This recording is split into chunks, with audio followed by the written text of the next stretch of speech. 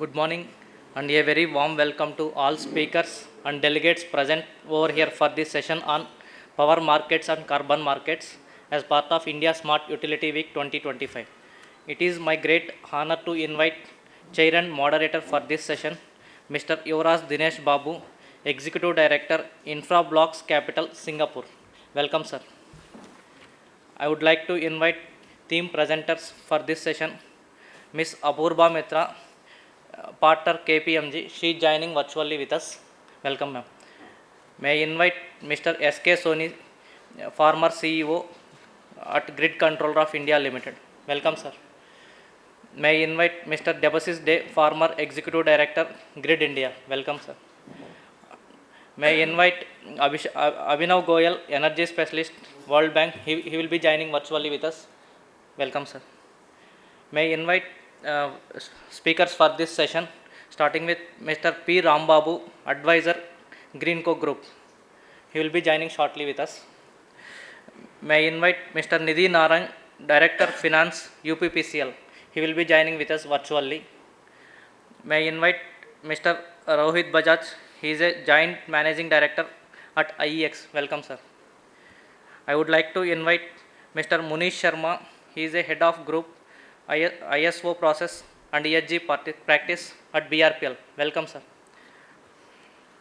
May I invite Ms. Tania Banerjee.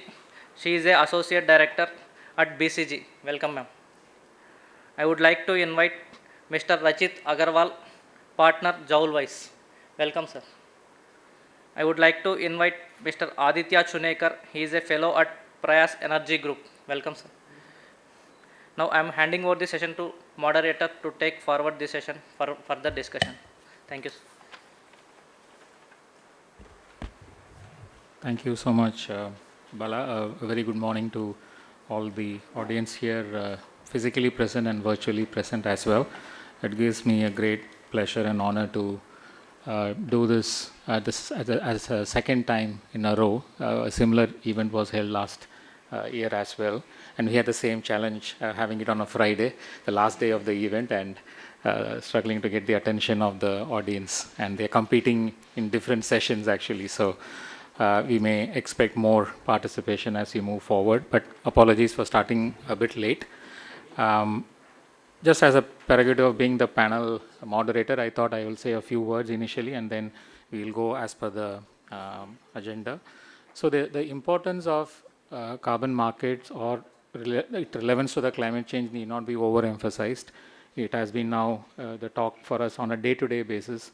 Even our own children talk about climate change, though we haven't done that at our age, but right now the information is so easily available and the impact is so easily visible. So everybody talks about how the climate change impact is impacting not only you and me, but also the whole world, and what are the measures that we have to take, irrespective of all the technologies and other interventions we are talking at the macro level. What you and me can do, it becomes more important in terms of the behavior level as well. So the topic has become so vast, but in terms of today's topic is more relevant largely due to India's major efforts in transitioning to the carbon pricing instrument. We all know about the PAT scheme, which is quite successful in terms of bringing the discipline of reducing the emissions and becoming still more competitive in the market. It's not an easy job. Decoupling, we could always say, but achieving is very difficult. But having said that, the transition to the carbon scheme, the carbon credit trading scheme by Bureau of Energy Efficiency is, as I would say, is one of the most important initiative the whole world is watching.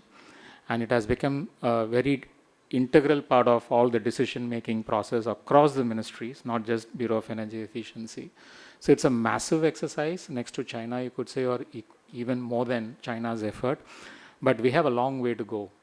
But the best part is that the start has been made, and the kind of members who are going to be a part of this transitioning have always been a part of the PAT scheme and making efforts to reduce emissions, but they never understood the instrument as a carbon instrument. So maybe they understood in e-certs or even RECs, but now they are going to upgrade themselves, I would say, to a consolidated kind of an instrument called carbon.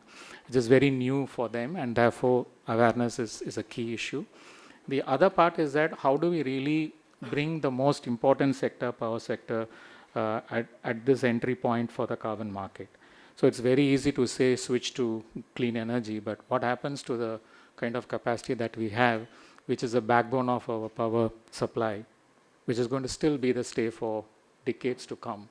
And given that we have a net zero till 2070, what are the dynamics that we have to take care from now? So I'm imagining what would be my age in 2070, or whether I would even be there at that point of time to witness what we are trying to see here. Most of us in this room would have a different phase of our lives in 2070, and our generation would be leading those initiatives. But having said that, the kind of preparation which we make today becomes more kind of like a pillar to make it more reliable in the future. And therefore, power sector has become most important topic, and that's why we are here today to discuss how the power sector, not only in India but globally, is gearing up towards transition. So transitioning is not just switching to renewables, but also trying to be more efficient in what you're doing right now, and try to bring more relevance to the technologies that is available in the fossil sector, and be more relevant. I think being relevant is extremely important, because as a consumer today, you have the right to choose green energy, but it doesn't mean that you can shun away from the thermal energy, because you don't have that much supply from the clean energy if the entire population in India wants to switch to green tomorrow. The effort is there, the kind of mandate is there, but it's a process.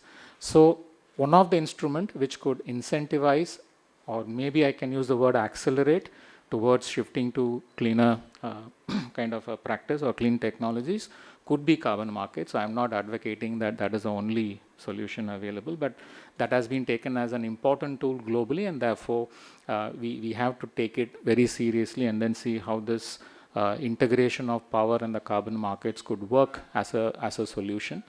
In this process, I have been associated with this topic since I finished my graduation. So I have 30 years of experience in climate change and clean energy, and I have seen the struggle in terms of how we try to bring the renewable energy at par with the conventional play. Even today we discuss about several issues, though we say we have achieved parity, or even we have become more competitive than the thermal energy, but still we have a long way to go. So from that angle, couple of initiatives I'll mention, and then I'll switch to the agenda very quickly. One is basically the initiative that the government of Singapore launched a couple of years ago called Traction, which is basically transition credits in coalition. And that means how do you shut down or phase out the fossil fuel plants in return of carbon credits in advance payments, and therefore try to kind of, I would say, repurpose the same site for deployment of clean technologies like solar or wind or battery energy storage, etc. So this has been a very important exercise that they launched a couple of years ago. There are 15 financing institutions who have joined this, and more than 20 private sector players across the spectrum from power to carbon. And they have published their interim report during the Conference of Parties in Azerbaijan last year. It's available online. I'll try to give you the link later. And this has opened up the topic of how power plants in Philippines, close to around 250 megawatt as a pilot, and 1 gigawatt in Indonesia is being now tested as a pilot to repurpose into a clean kind of a project, and how the billions of dollars could be structured as an advance payments to the private sector owners in those two countries, and how the carbon as an instrument could become a strong play in financing the whole transition. I'm not just talking about part of transitioning, it's a whole transition. So just imagine the kind of money flow that is required. And if those two are coming in the public domain with more information on the financials, maybe we can learn about how we can integrate that within the Indian conditions. The second part is what we are going to hear today from Mr. Suni and his team about how the integration of the emissions is coming in terms of the dispatch, the modelings and the experience. So I would say these two are very equivalent topics, but we will hear more on the topic which I mentioned as a second one in terms of the emissions constrained dispatch. But I would encourage that, because of the limitation of the participation here, to be more a dialogue-oriented session because we have more time. So we can use the time to share your views and experience as well. So it won't be a monologue and one by one we will speak and then we can move to lunch. Rather, we could spend more time. If you have anything to share, please raise your hands and just intervene, and then we can even argue, fight, do whatever we want because of the time that we have here, and make useful of this session. And also reminding you that it is recorded as well, so which means whatever we say, it will be very useful for the other audience at any point of time to view this as well if they want to. So with those words, I would like to invite Ms. Apurba Mitra. So she is from KPMG as a partner. I've known her for quite a few years. Well, she was with WRI as well. She's also IETA's India Taskforce co-chair, who was my partner a couple of years ago. So maybe I'll invite Apurba Mitra, who has joined us online, to give her theme presentation on the scaling climate finance, actually. Over to you, Apurba.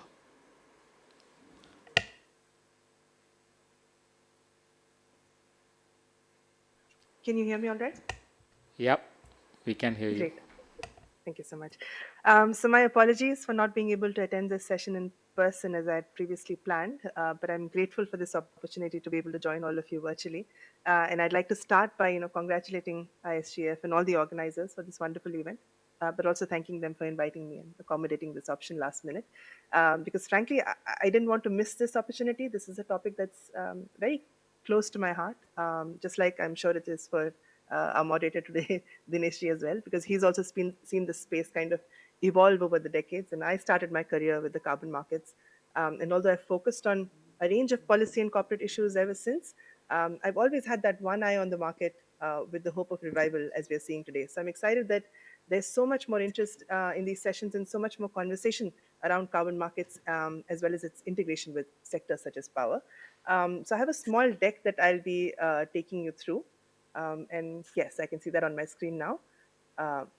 The presentation format said 7 minutes, which for a topic as broad as this could be quite limited. So my intent is not to educate, because I think the host of you actually know a lot about this issue already, but just to build a little context around it and perhaps inspire some conversation around this topic in the session to follow.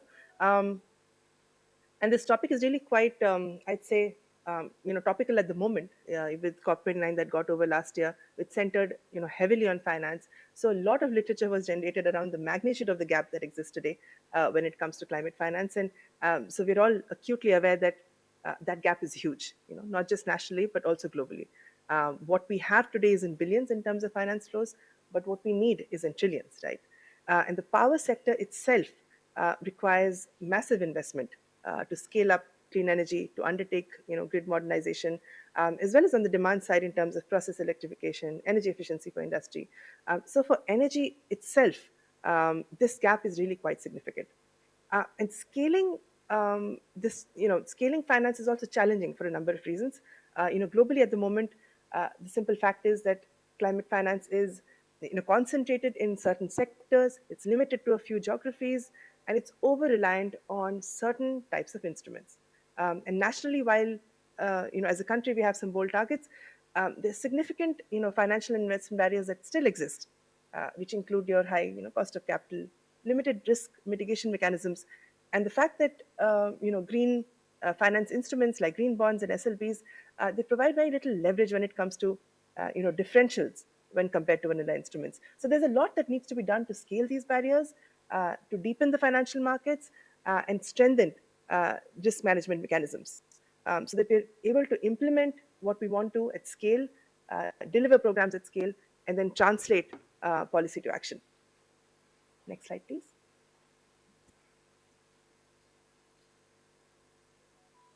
Thanks. Now, as a solution and as an exploratory thought, how can integrating carbon markets and power markets help? Firstly, carbon markets, they generate funds, they leverage private finance, which is again absolutely essential for scaling up action in the power sector as well. And while carbon markets may have got a bad press in the past, but economically it's a very sound concept if we can get issues around robustness and integrity right. So if we have a well-functioning a credible market that can be a game changer when it comes to economics for any sector. And as you know, that India is coming up with its own, carbon credit trading scheme, which would include both a compliance scheme as well as an offset scheme. The offset scheme would allow the non-obligated entities to also participate. The power sector at the moment is not included in the compliance scheme. And we don't yet know whether the offset scheme would be connected with the compliance scheme in any way. But a first draft set of methodologies for the voluntary offset mechanism has been released, where there are a couple of methodologies that are also applicable for the energy sector, which includes, green hydrogen or grid-connected electricity generation with storage. Now, the reason that I think that it's important to look at this more carefully, because today we're moving away from the conventional approach of separate standalone instruments financing assets, to integrated financing solutions that could combine multiple financial instruments, whether it's green bonds, whether it's results-based financing, whether it's offsets, whether it's concessional finance.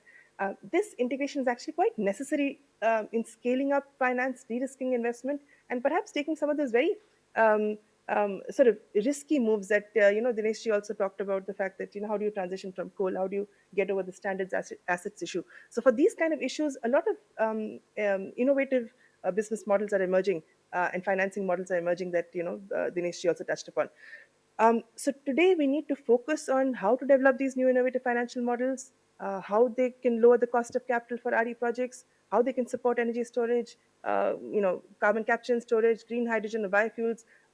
Technologies like CCS and hydrogen are still not commercially viable. So we really need a combination of market incentives and financial mechanisms to be able to enable, enable uptake at the scale and pace that science demands, essentially. So even if there will be uptake as in the ordinary course of action, but given where we are and how rapidly we're essentially blowing through our carbon budget within this decade, it's very important to focus on pace as well, right? Even on the pricing side, there could be multiple innovations possible. Some countries have carbon index electricity tariffs, where the pricing mechanisms link the electricity tariff with the carbon intensity of the energy when consumed. So, there are multiple types of innovations and integrations that can be enabled. And I think it's important to be able to consider that holistically. But this integration also demands collaboration. We need governments, we need businesses, we need financial institutions to play an active role. Even technology companies can play a role here. They can help build that kind of transparency and integrity in markets, whether it's through AI or through blockchain. Next slide, please.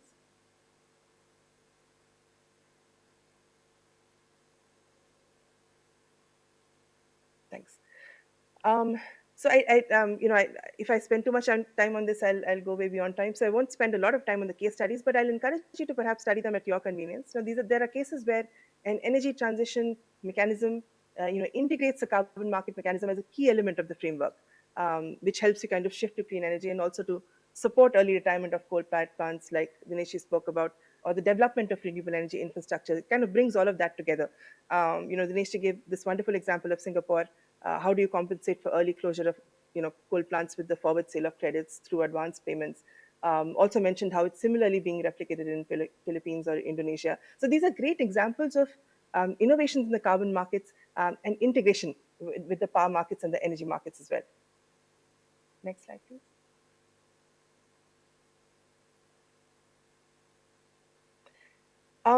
So as a country, we all know we're well on the way to having our own compliance and offset market, like I said.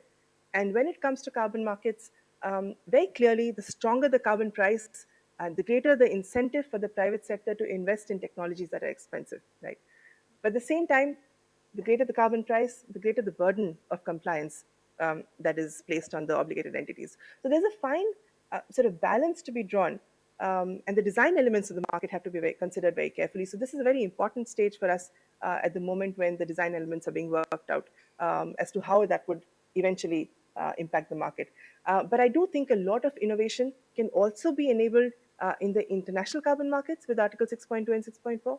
And India has come up with like a positive list that qualifies power and more broadly some of the other energy technologies to trade in the markets as well, which includes your offshore wind, storage, HVDC, transmission, and the likes. And if you combine and integrate with other policy, financial, and de-risking instruments as well, it could potentially be a very powerful fillip for the sector. Now, to be able to do that, we also need very strong institutions. I think that's very important to keep in mind when I talked about collaborations in the previous slide as well. Several countries are setting up their own national climate finance facilities that will help blend the public-private concessional capital for clean energy projects. This is something that we're seeing happen across the world as we speak, not just at the national government levels, but also at the provincial levels. So there's a lot of activity in the market globally, and if you're able to use this revival of carbon markets as an opportunity to kind of rethink or reimagine, to innovate, then I really feel like the constraints that we're facing at the moment in the market, they won't remain constraints anymore, but they'll be an opportunity for innovation and growth. And I know I have to keep my talk to limited to 7 minutes. I've tried to do that, but with this positive thought, I'd like to wish all of you a wonderful session. Full of spirit conversations. I heard that there's a great sort of lineup of speakers, so I'm sure you'll have that. And I'll hand it back to the team. Thank you so much. Thank you so much, Apurva. That you need not restrain yourself or constrain yourself with 7 minutes. We have more time, which I mentioned earlier. But you touched a variety of topics given that time. But maybe before any other audience here have any questions to ask you, I thought I'll take the kind of the first opportunity to ask you a couple of questions. The first one is in terms of how beyond what we mentioned, the initiatives in Singapore, do you know any other initiatives across the globe on such transition projects? And then second is with respect to India, are you working on anything in this kind of piloting or identifying any portfolio of projects that could qualify under the similar transition credits? Yeah, I think our usual suspects, with the CDM and with VCS early on, the renewable energy market was really sort of a very major player in this entire space, right? I think over time, and we work with a lot of clean energy companies today, that kind of have struggled in the recent past in terms of qualifying their projects, because now with all of these mainstream kind of projects, they don't qualify within the VCS, they don't qualify within the mainstream frameworks. It's about the sort of cutting edge that's been included within the carbon markets, whether it's VCS, whether it's Article 6.2 or 6.4. So it's storage, it's offshore wind, it's other forms of renewable energy that haven't been tapped so far. And then it's also about the case that we mentioned about retiring coal-fired power plants. So how do you kind of phase out fossil fuel over times and bring in clean energy? So I think it's focused on both sides. There's also focus on, say, green hydrogen from not just the power perspective, but from the reducing the usage of fossil fuels in heating and other aspects as well, because that's again a very big part of industry. Like electricity is, say, around 1/4 of it, but the rest of it is really about how do you decarbonize process heat, which could also have a linkage to the power sector if you're able to electrify more of our industry processes. Having said that, I feel like I mentioned, today it's about those kind of technologies that are not commercially available that will be able to play in these markets, whether it's a voluntary market that comes as part of our national carbon market, or whether it's Article 6.2 and 6.4. And I think, I think specifically for phasing out coal, this innovation had to happen because, and it's probably going to be an ecosystem of players that have to come together. It has to be multiple types of mechanisms and frameworks, like in the case of credits also coming together and forward sale coming together, that will have to enable it. In fact, we were, as KPMG also, we've been working in Singapore with ADB and others on very similar kind of projects that how do you kind of phase out some of these plants early. Aside from this, I feel like a lot of forward sales and conversations are also happening on technologies such as CCUS or hydrogen, again, across geographies, across the world, where maybe some of this early funding is able to provide the seed for implementation. And if you talk about the markets, I think those who work in the markets know that there's a huge difference in prices in terms of credits, right? Unlike electricity, it's not the same commodity. Every kind of offset is considered very different with respect to where it originates from, what kind of project it is.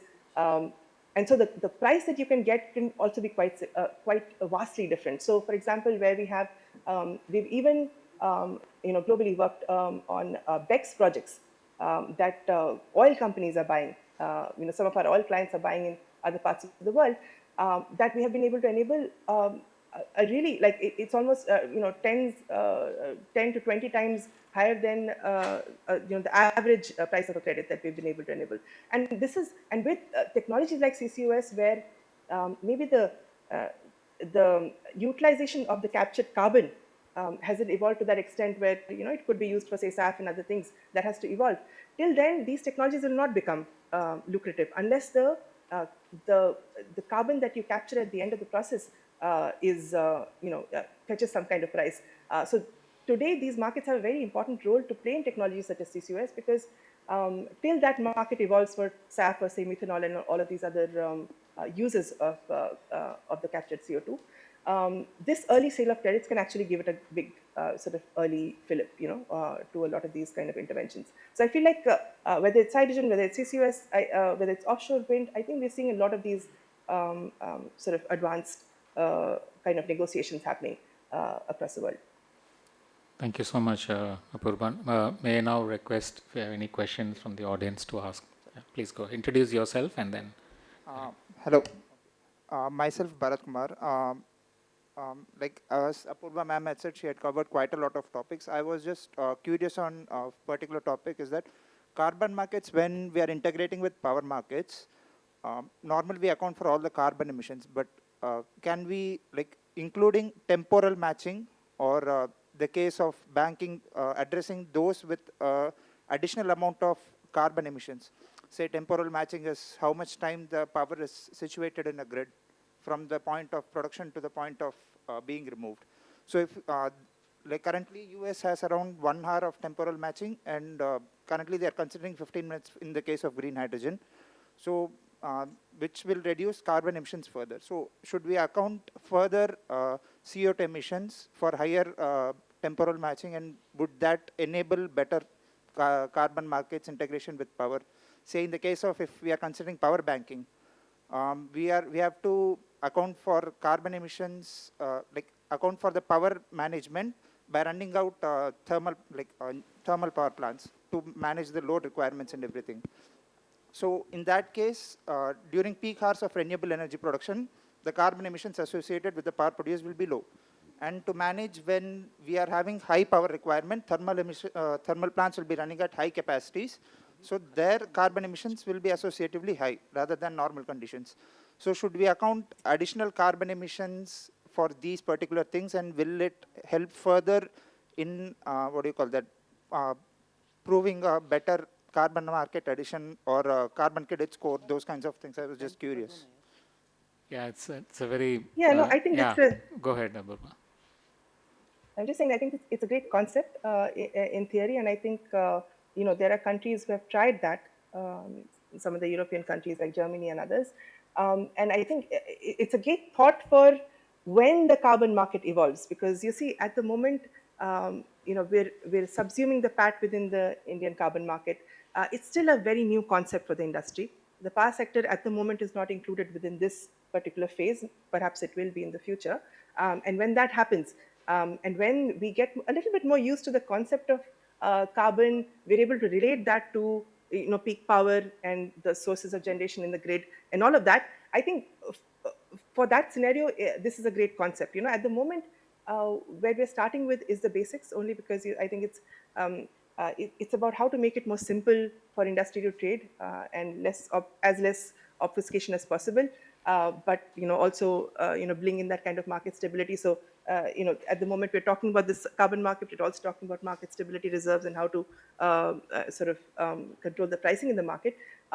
But these are initial concepts that the carbon market's starting with.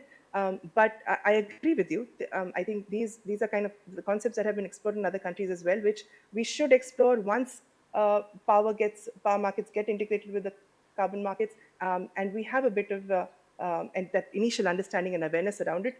I do believe that it's a solid concept to be able to integrate within the markets. Thanks. Yeah. One more question, Apurba, for you. Thank you. I'm Hare Krishna from System. My question is on the BE is working on these carbon markets. I think maybe sometime next year they're planning to come up with the carbon markets.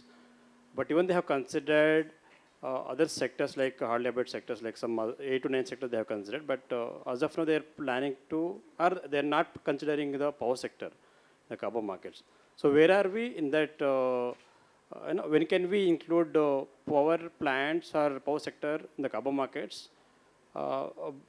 Because when I read some papers and all, China has already included power sector in their carbon market. So where are we? I mean, India, where are we? And when can we include power sector in the carbon markets?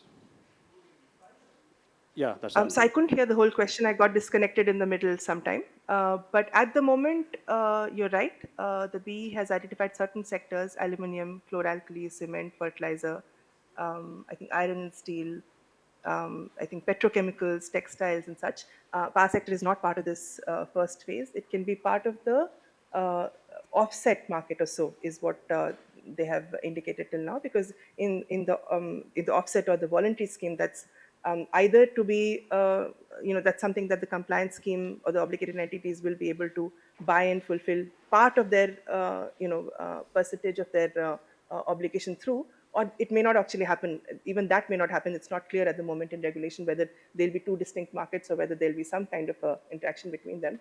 But in the voluntary carbon markets, at the moment, if you look at the methodologies that have come out, that there are a couple of methodologies that apply to the power markets as well. But it's not in the compliance market. I think I'm not the right person to comment on when that would come in.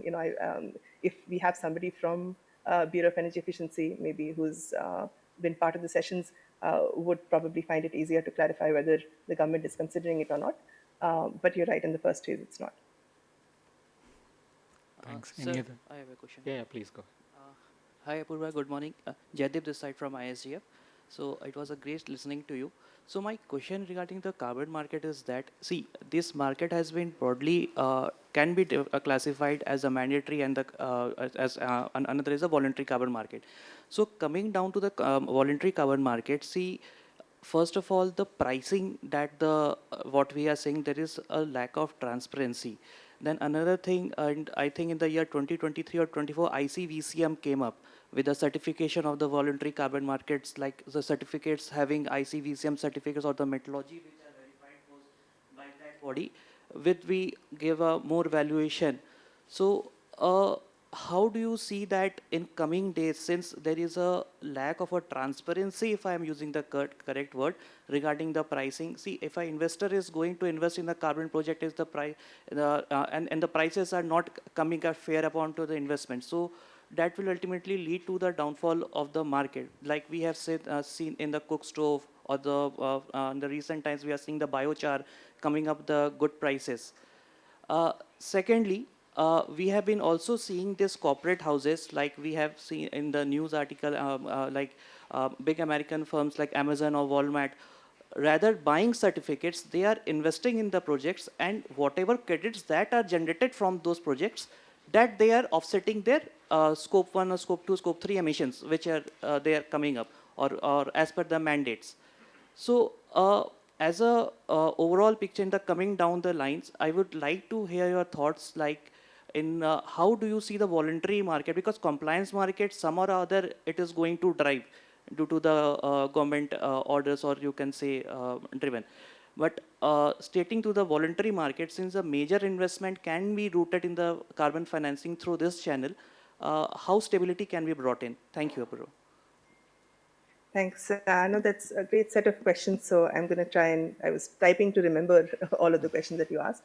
But yeah, I think you're absolutely right. I think transparency, integrity, that have been some of the key issues in the kind of press that carbon markets have received in the past, which is why it's so important for us to manage these issues going forward.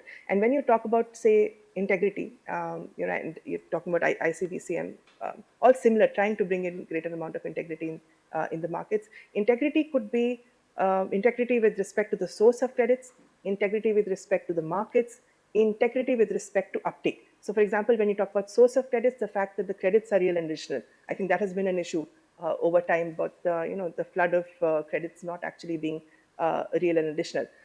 The markets, the fact that they function right, there are certain markets in certain other geographies, and I don't want to specifically talk about those markets, but they have received a lot of bad rep and haven't kind of fetched great prices because there has been that question mark around whether the market itself is foolproof or not. So building in integrity and transparency into markets is also quite important. And then there's the demand side, where you're talking about the technology companies that you just mentioned, where they're trying to offset their emissions, whether they're simply shirking off their responsibility by just buying credits, or whether credits are just a means of additional reduction that they're able to achieve for the residual emissions. So I think integrity can be viewed from the lens of all three in terms of the source, the market, as well as the as the uptake. Now, there's traditionally, like you mentioned, with the carbon markets, there've been black boxes, right? In terms of the pricing that you've been able to fetch. Even when today we try and do a lot of model, forecasting work, there are a few studies we can rely on, but there's no one who can actually capture the full volume of trade that has happened, because these prices are black boxes, and they're typically individual brokers who will help you negotiate these prices. The better prices you're able to negotiate, the better, the more you're able to gain from the sale of those credits.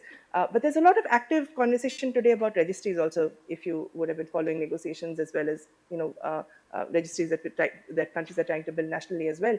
Whether that will enable greater amount of transparency or not, that's difficult to say today. But I agree with you, that's a problem, because unless you have an idea or inkling of what the prices could look like and where they're trading today, it's very difficult for investors to also make informed decisions about investing in certain technology in certain sectors or certain geographies where these credits are arising from.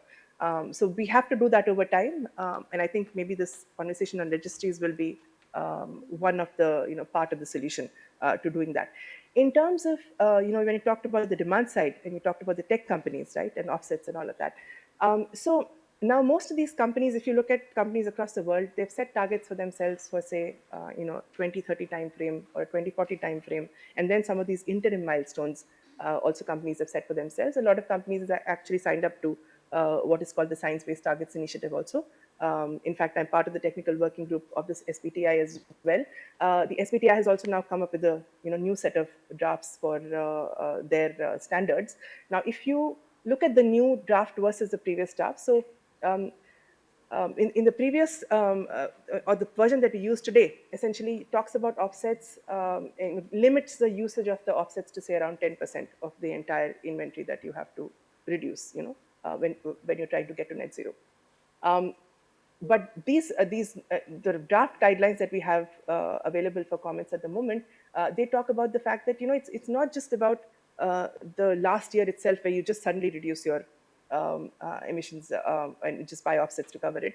But if you have a plan to integrate offsets into your strategy, then that has to be phased out over time, over the years. So when we used to do some of our forecasting work early on, we used to consider this 2030, 2040 as these kind of time frames where suddenly the prices might hike, because those are the years that they're trying to meet their credit requirements or meet their the obligations that they have committed to publicly.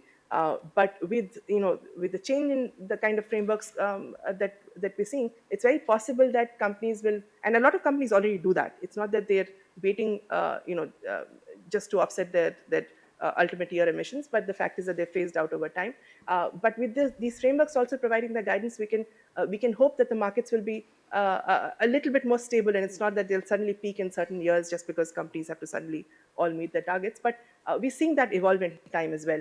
I think with offsets, I think most frameworks also do allow for that little bit of flexibility to have part of your obligations met through offsets, and hopefully that will continue, because like I said, although offsets have got a bad rep, they're a very sound concept economically, and organizations like and frameworks like the ICVCM, which are bringing all the other kind of frameworks within it, and whether it's VCS or others, who are trying to comply with these frameworks, will be able to bring about greater integrity, is my hope, and that will bring a lot more sort of confidence in the markets.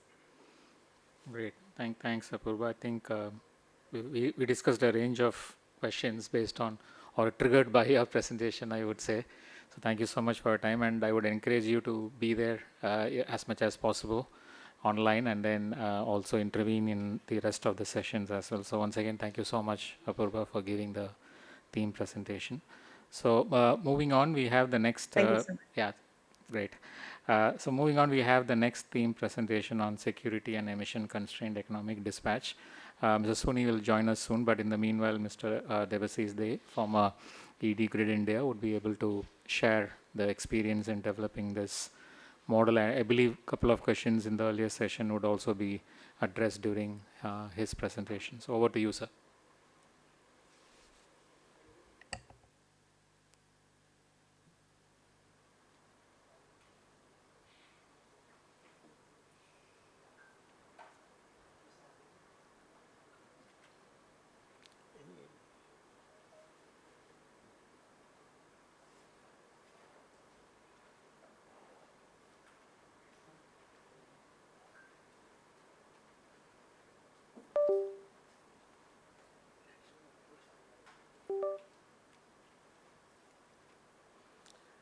Okay, good morning.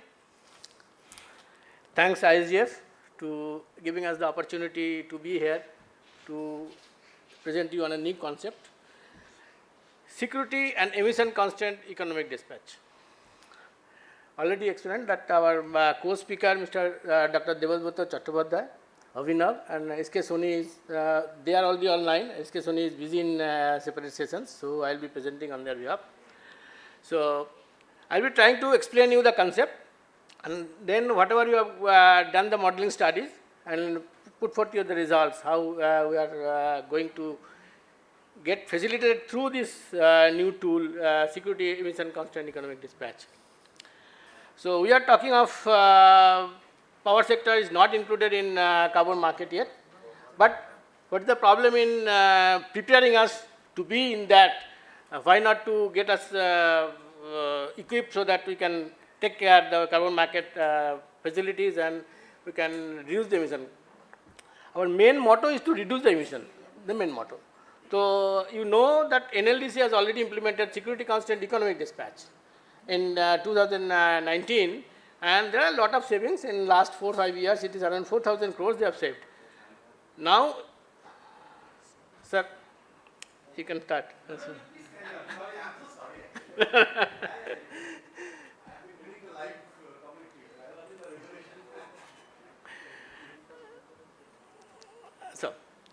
So now the India has already introduced the carbon market in the Act, Energy Conservation Act. It is already included, and we are going to get the carbon market in next 2026. CRC has come up with a draft regulation on carbon credit certificate trading, and we has given up their compensation methodologies. Now, why not to have this emission in the security constant economic dispatch as a constraint? We are proposing that if this constant is included in the security constant economic dispatch, then it will reduce the carbon through redispatching. Whatever we are doing in security constant economic dispatch, they are basically redispatching for cost optimization. Now, if you have a constant incorporated in that module only, you can have a reduced emission with redispatch of generation. This is the basic main concept. So, we can have a pilot, whatever data we are having a generation schedule already in place, we are having the capacity available, so we can have a pilot to see what are the results and how it can facilitate trading, how can facilitate other information what is available in security emission constant economic dispatch. Now, this is the spread of thermal generation across India, and some more is coming. So, what is the harm in giving this a chance? Now, what is the status now? Since 2000, it has increased, the emission is increased in 4 times, around 4 times it has increased, and it is around 43 million tons per annum. And now it has further increased to 60 million tons per annum. Though we have getting integrated RE, they have reduced the rate, but it is not the final thing. Though if through redispatch we can reduce the emission. Now, if you incorporate the emission as variables and then put a constant on that, then you can optimize the emission, whatever is getting emitted from the generation through redispatch. Now, what is the result? Now, with this model, we can have a shadow price of carbon, and this shadow price can facilitate carbon trading also through exchange, because it will give the shadow price of the carbon. And then power plant will be implicitly incentivized, because lower emission power plants will be getting more generation and higher emission will be less generation. They can finally optimize their generation so that to reduce the carbon in high emission plants.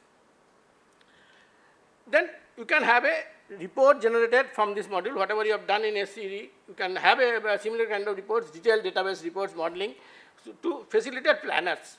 What can be planned, how the high emission generation can be retired in 5 to 10 years. We can have some kind of planning on that, whether we can retire the plants or keep these plants for resource adequacy purpose. We can rank those plants based on emission.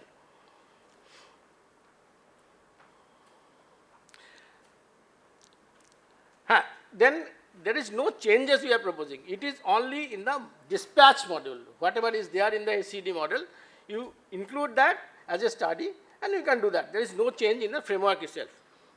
And you can facilitate the market mechanism, whatever is going to come, you can facilitate the market mechanism, because generators, discoms, I am coming to the next slide, everybody can use it. All discoms, all generators, planners, regulators, you can get the data and you can facilitate the carbon trading in the power exchange. Now, what is the basic action the model is doing? Now, in SCED, the high cost, high CO2 plant is coming down to low cost, low CO2 plants, because the dispatch of high cost, high CO2 plants are getting the less generation, and low cost, low CO2 plants are getting higher generation. If you are implementing the emission constant, it is the other way around. The high cost, low CO2 plants will be get reduced, get higher generation, and low cost, high CO2 plants will be generation will be reduced. This is the way we are optimizing this. Okay. Now, these are the users. Now, system operators, market operators, GENCOs, DISCOs, all they can use this SCED, and it will enhance the dispatch with lower emission plants. It will enhance the dispatch. And GENCO can take a decision based on their budget, whatever is being will be decided for further. You can assess the budget and target your emission, and accordingly take the action on that. And discoms, they can suggest the procurement strategies based on the output of the results. Similarly, the medium term use, you can have a planning studies, so that whatever I have told, it is you can take a decision whether the plant can be retired in next 5 to 10 years, high emission plants, or those plants can be taken care in the resource adequacy decisions. And the main part, whatever this SECD will be giving the system marginal price, basically how the cost will be increased to take care of the emission constant, and you can have a system marginal price and the marginals of carbon. You can decide the marginals, whatever somebody is telling the transparency is not there, you can have a carbon price coming out from the model itself.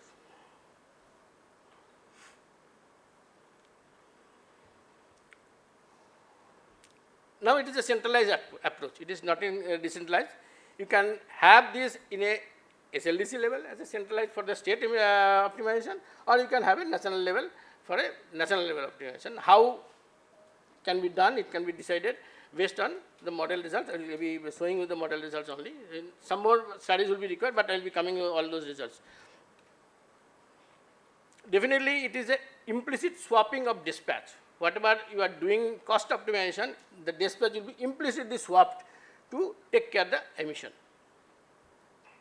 And based on the results of the study or marginal price, you can take your own decisions and take part in the carbon market. And it is an indirect competition between generators to make your plant more efficient. It's a transparent mechanism. There is no question of any price will be coming up from the model itself, and enhance accountability of the plants, and is a market-led reduction of emission. It is nothing offhand. You automatically doing through the dispatch, the emission is getting reduced. The 2 points I will just miss that. The one point is that the monthly measurements of emission will be required. This is a must now, because it will change, and it is the measurement will be required for putting up in the model, so that it can be efficiently functioned. And again, you can have a kind of permit. We can have a kind of permit like whatever we are having REC in renewables. We can some kind of permit here, so that we can continue to generate after getting the permit from the carbon market. Now, there are 2 parts in the model. One is the daily dispatch. You can have a daily dispatch scenario model, and you can have a planning model yearly and multiple years also. You can have a model from that. So, in the model, you have to add emission as a variable. Then you have to have a constraint level applied on the model itself. You can have a daily level constant, or have a monthly level constant, or a yearly level constant also. You can have based on constant, you can study. And you can decide a cluster of plants, so that you can, if you optimize say certain area, you can reduce the emission by putting a constant of selecting some plants only. It is not that all the plants should be selected at a time. You can have a selected cluster of plants. You can decide on and put a constant, so that area can be optimized.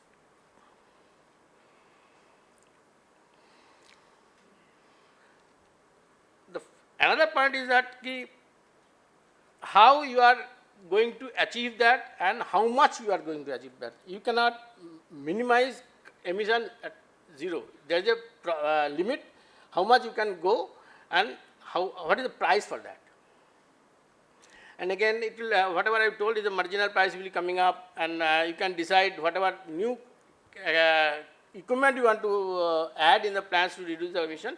You can compare with the marginal price, levelized price, and the cost of the equipment, additional equipment, to minimize the emission, so that you can decide on that procurement part, addition part, capacity addition, all these things. You can get the details from the model itself. The planning function, whatever I told, it is an offline tool only. You can study for years together, for multiple years, and you can take a decision of kind of retirement, and you can decide on that, so that it is the generation can be put for the resource adequacy purpose, and you can decide the maintenance also. The plant can be have a maintenance planning based on the emission, because high emission plant can be put to the maintenance based on the budget, whatever the budget has been decided for that. And you can have a year ahead SMPs, because you can have a planning study, you can have a year ahead SMPs, so that you can plan for also for what can be the price, what can be the power sector marginal price to be decided. So you can have a kind of price for that. Now, whatever model, I will just give you the details model, whatever we have done, is a 2 models. One is state model, another is central model. It is a single node model at NLDC level. We have studied for CO2, SOx, NOx, SPM, all.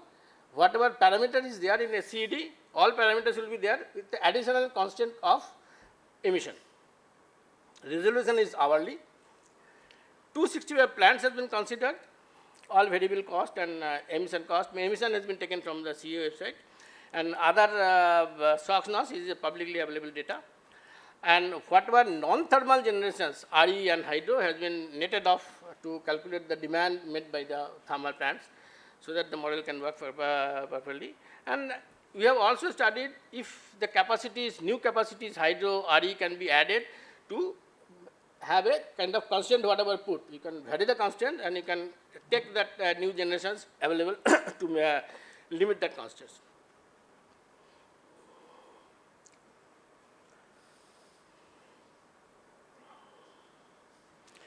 So we have studied Maharashtra also, And we have also studied the minimum CO2, what is possible with this to meet the demand, current demand, to meet the minimum CO2, what is the volume.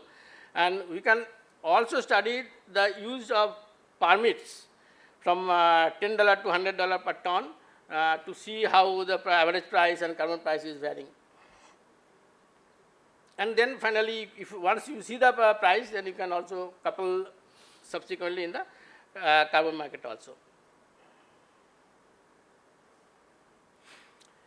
Now, this is an example. I am not going. Should I go through this example, or I should not? It may take time. So it is just small example as that. Now I will just straight away come out the results. So this is one type of one results. Whatever we could get that, you can see that generation limit was tested for unconstrained emission controlled emission constraints. So maximum possible CO2 million ton is around 1200 million tons. And if you continue to reduce the carbon, you can see that there is a undispatched amount is there. So there are two possibilities. One is minimize the carbon, have some kind of undispatched volume, or you can have more price and continue to meet the full demand. The below curve is showing the daily amount, whatever optimization has been done, and how seasonally it is varying. It is not that it is continuously the same volume. It is seasonally it is varying, and daily is also it is varying. So the carbon market, whether it is a daily, this model also facilitates the daily trading also, because you will get the price on daily basis. This is a study, whatever I was telling, it is a basically how the constant is varying, 1%, 2%, 3%, 4%, varying the constant and what is the price it is getting. And the first one is the minimization carbon. You cannot go beyond 1209 million ton units. Below that you cannot go if it is unconstrained. Now if you put constant, the price will go up. You can see the price going up, and you can see that the variation of other pollutants are basically kind of relation with that CO2 also. If you take action on CO2 minimization, other pollutants also similarly it is getting reduced.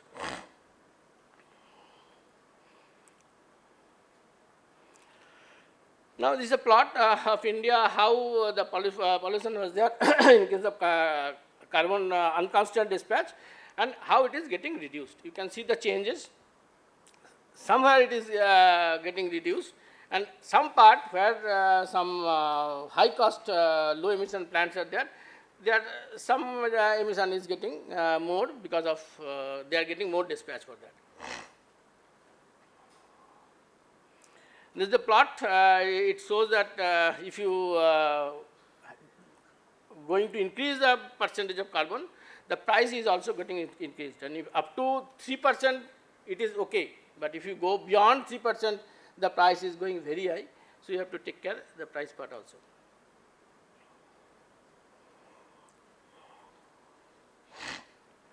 The other way of representation is like that only. That if you see that the reduction in CO2 level is going, is a parabolic pattern. It is not a straight line relation. It is a kind of parabola. This is not a straight line relation. So initially it is okay, but if you go on limiting the carbon percentage increase, the price will go high. Same kind of representation like that only. It's a kind of parabola. Now, whatever I was telling that how it is related, that carbon is varying, the other pollutants how it is varying. Whenever you are reducing the carbon, the other pollutants are also getting varied, and there is a relation between these other pollutants also. This is a shadow price, whatever we have calculated. Shadow price is also having some kind of straight line. Whenever you are increasing the constant, the shadow price is also increased. The kind of straight line where we have seen that it is following the straight line only. Now, if we have a permit price defined, and we have used $100 per ton, 8,700 rupees. So if you use that permit price, then how the CO2 price is getting changed. This is the type of variation we have seen. So if you can see up to 4 to 5%, it is more or less okay, it is kind of linear. Beyond that, it is getting very, very high.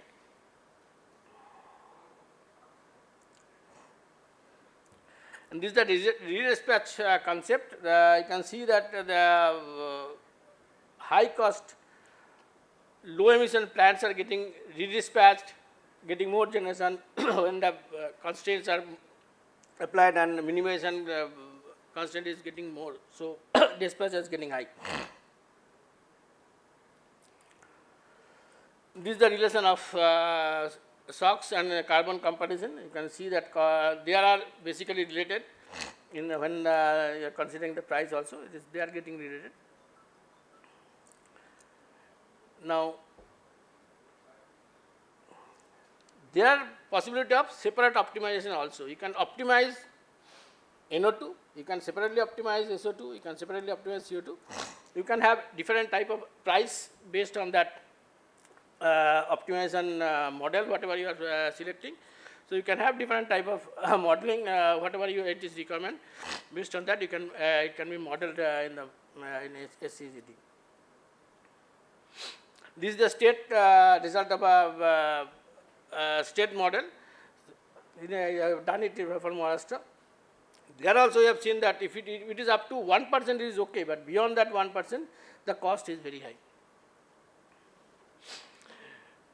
Now, this is the model for state level and national level. You can see that state level, whenever you are going for a state level model, the price is a bit high. Average cost of CO2 is also getting high, and unit price is also getting high whenever you are getting a state level optimization. So it is better to have a national level optimization. And we can have a pilot study at national level because SCD is already running. We can have a constant model in the national model defined, so that you can have a pilot study at national level also.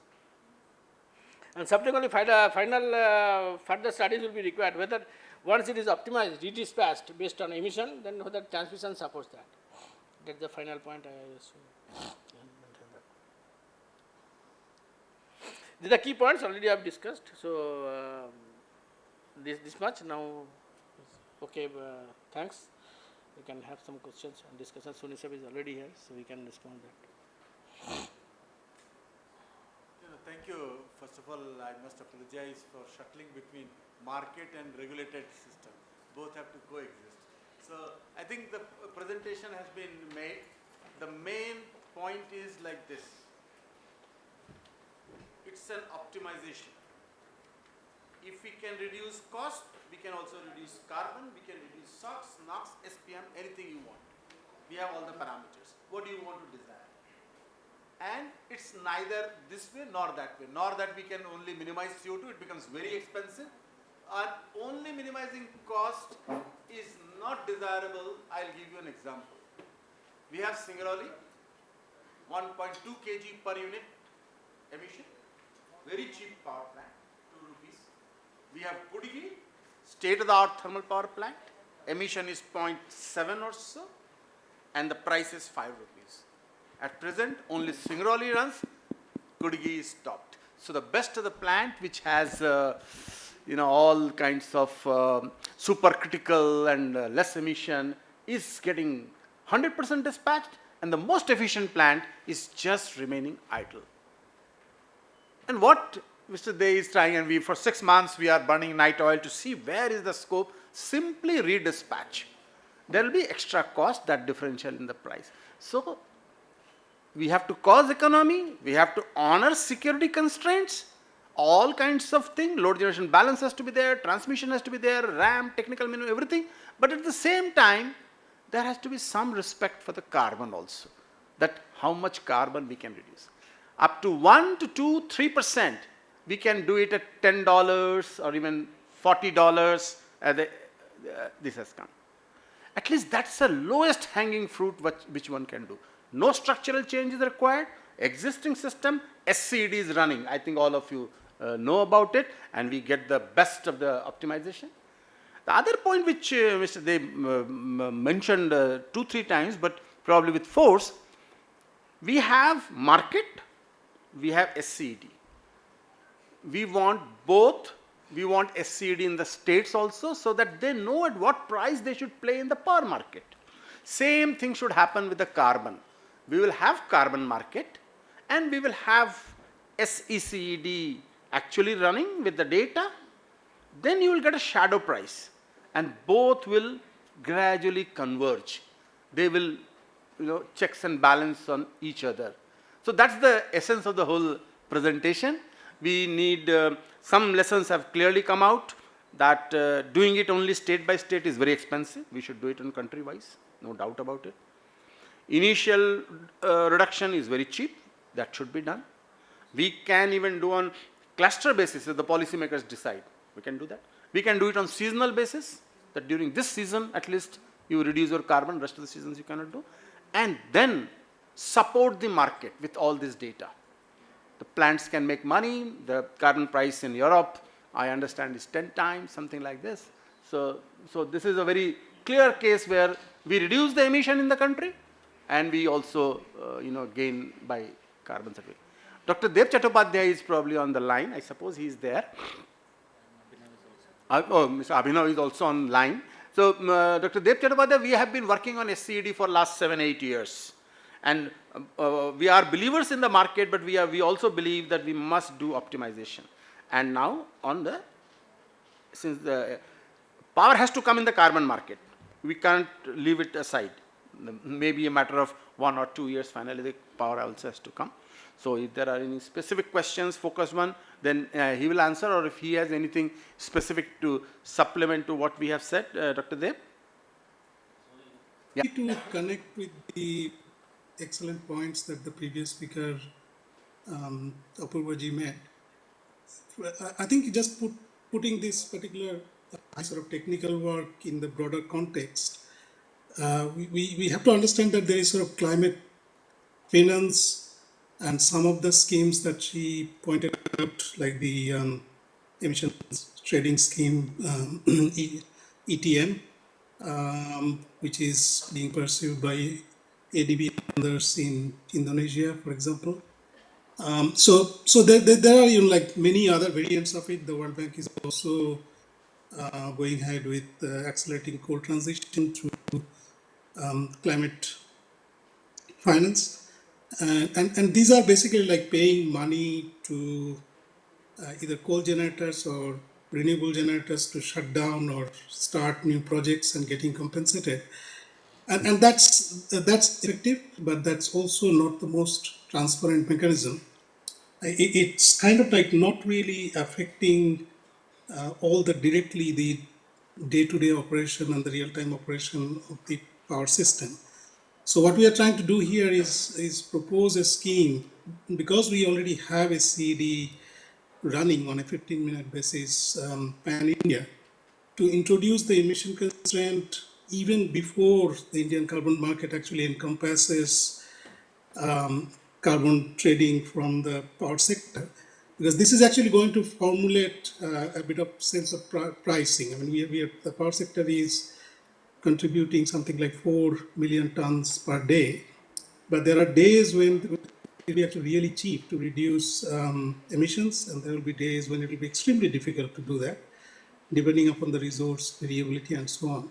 So if we actually can do this sort of trading with an emissions constraint explicitly, we actually get these prices nicely coming out, and that's what we tried to illustrate in one of the slides, that there is actually a good degree of variation of carbon price that we get out of this dispatch pricing model, even within a month. Across the days, they look quite different. So I think, like once that sort of information base is built, then this will be very helpful in connecting with the carbon market.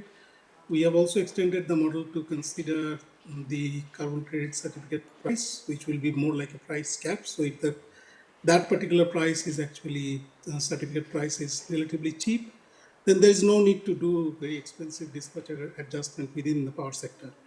On the other hand, if the power sector actually has got cheaper dispatch adjustment opportunities, then the generators who can actually increase their generation or decrease their generation, whatever their role is, high emission, low emission, then they can also sell some of those certificates to other sectors. So I think it kind of like allows you to do that coupling. And the final point is that with this model, what we can also do, it's a short-term trading model within a day, real time, and so on.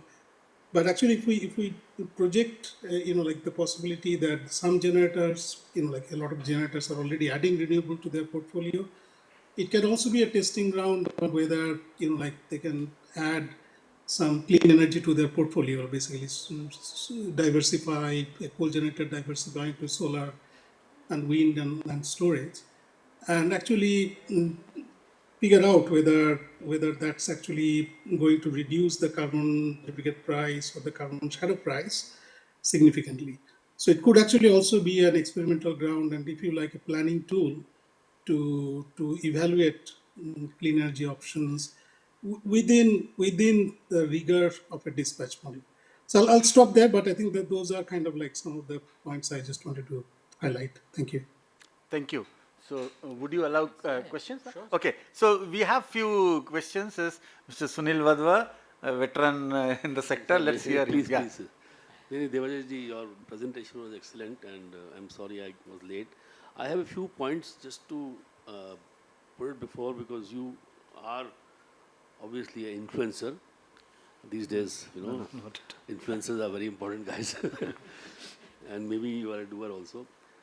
And I'm not a naysayer of what is being said, but I have some additional, if you have 5 things to do the same thing, maybe, one works, doesn't work. So one of the things which I wanted to point out was that if we don't dispatch dirty plants, the dirty plant owner is very happy. He gets his fixed charges. If tomorrow you tell a guy who is a PPA, boss, no dispatch for 20 years, he'll walk back home and he'll do it in bit. Or, it'll become like a fixed charges, getting like a transmission business, right? The only problem of generation is that you have to produce and sell, If you are just giving a capacity, it's fine. So I think there is a little bit of a disincentive that we want to create, which will not get created against the guy who is dirty.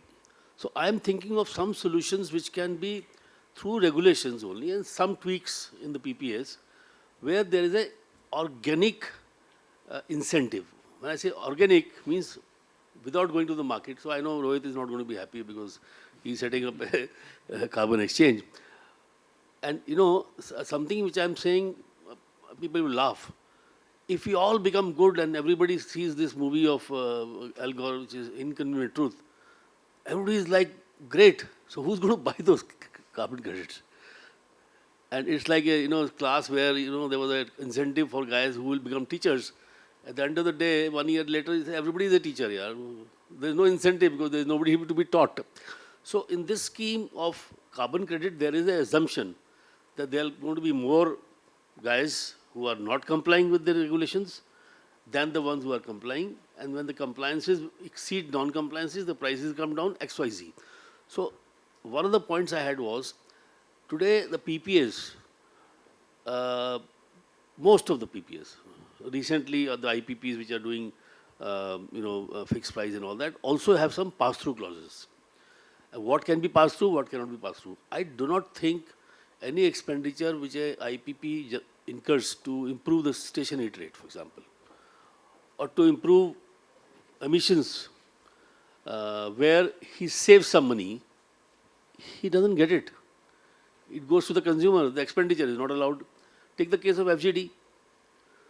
FGD was being attempted, and then people say FGD is not. So all I am saying is, if the regulators or the PPAs,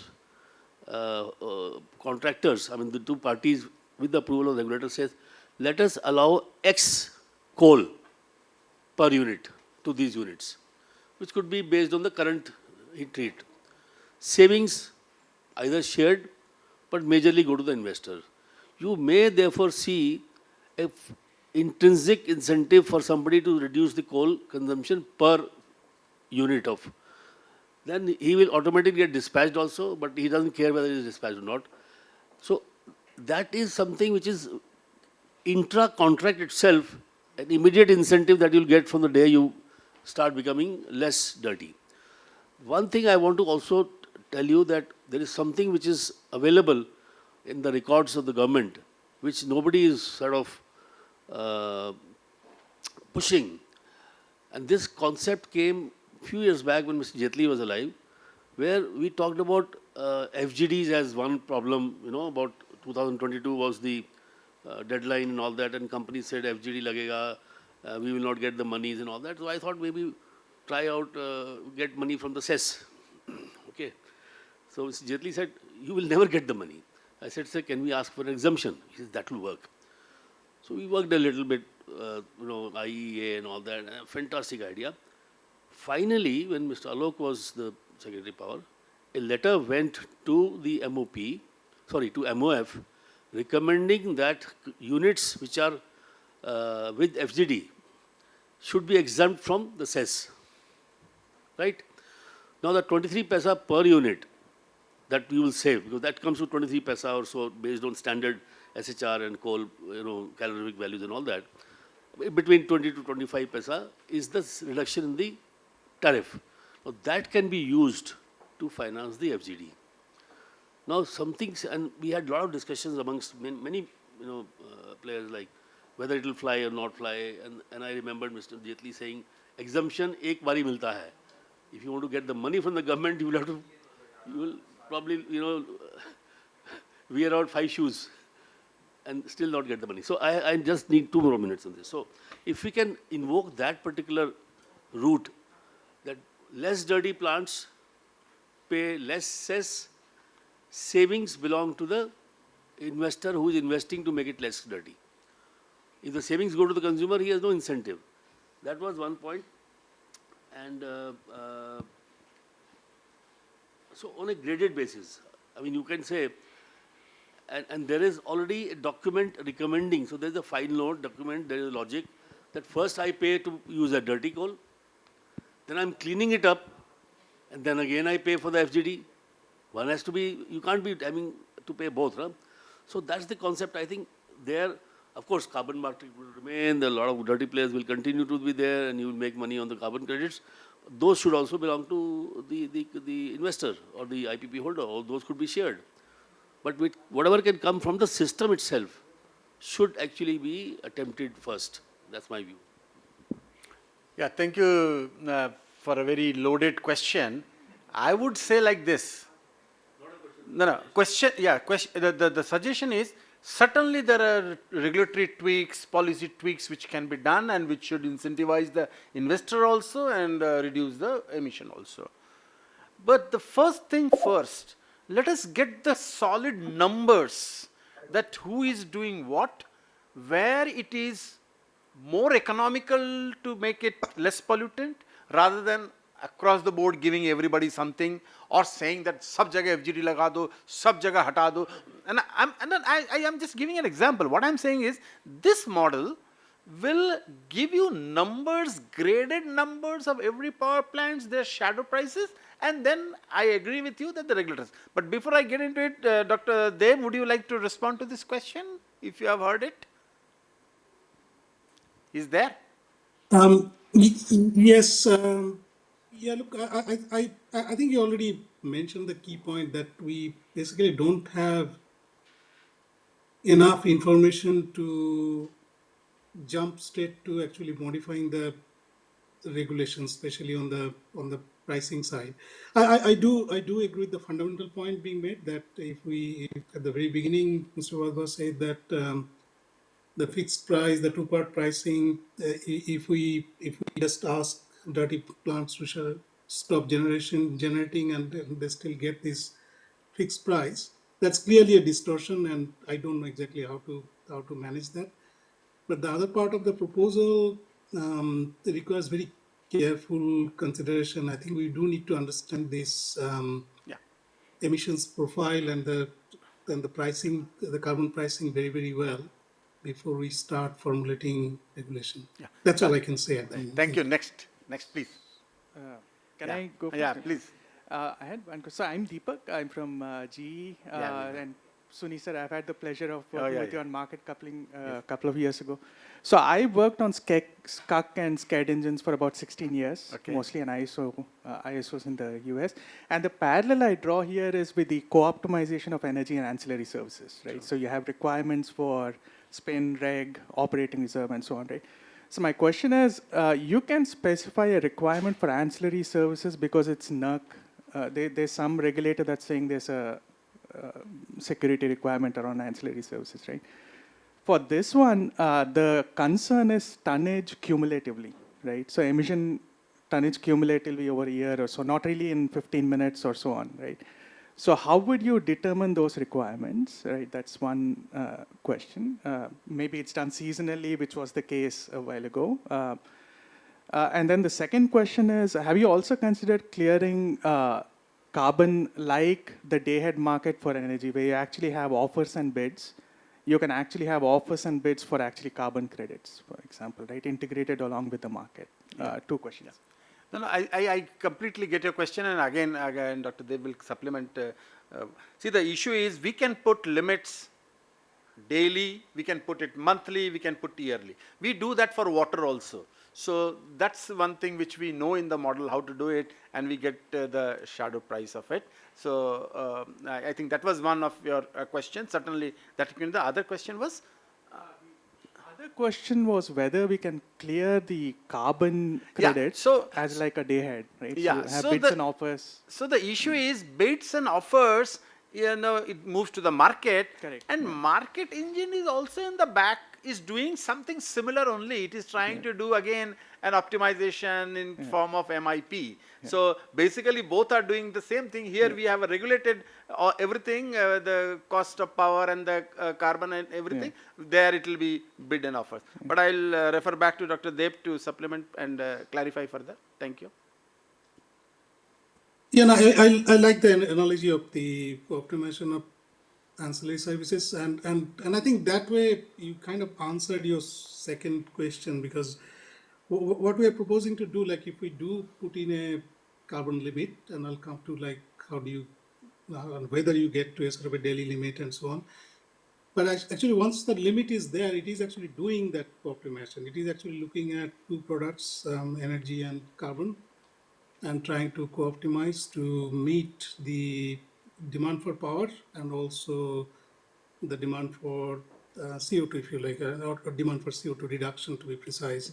So it's kind of doing that co-optimization. So having a separate carbon market, and we did sort of look at that possibility of having a parallel sort of a carbon and energy market and the brokerage working across that.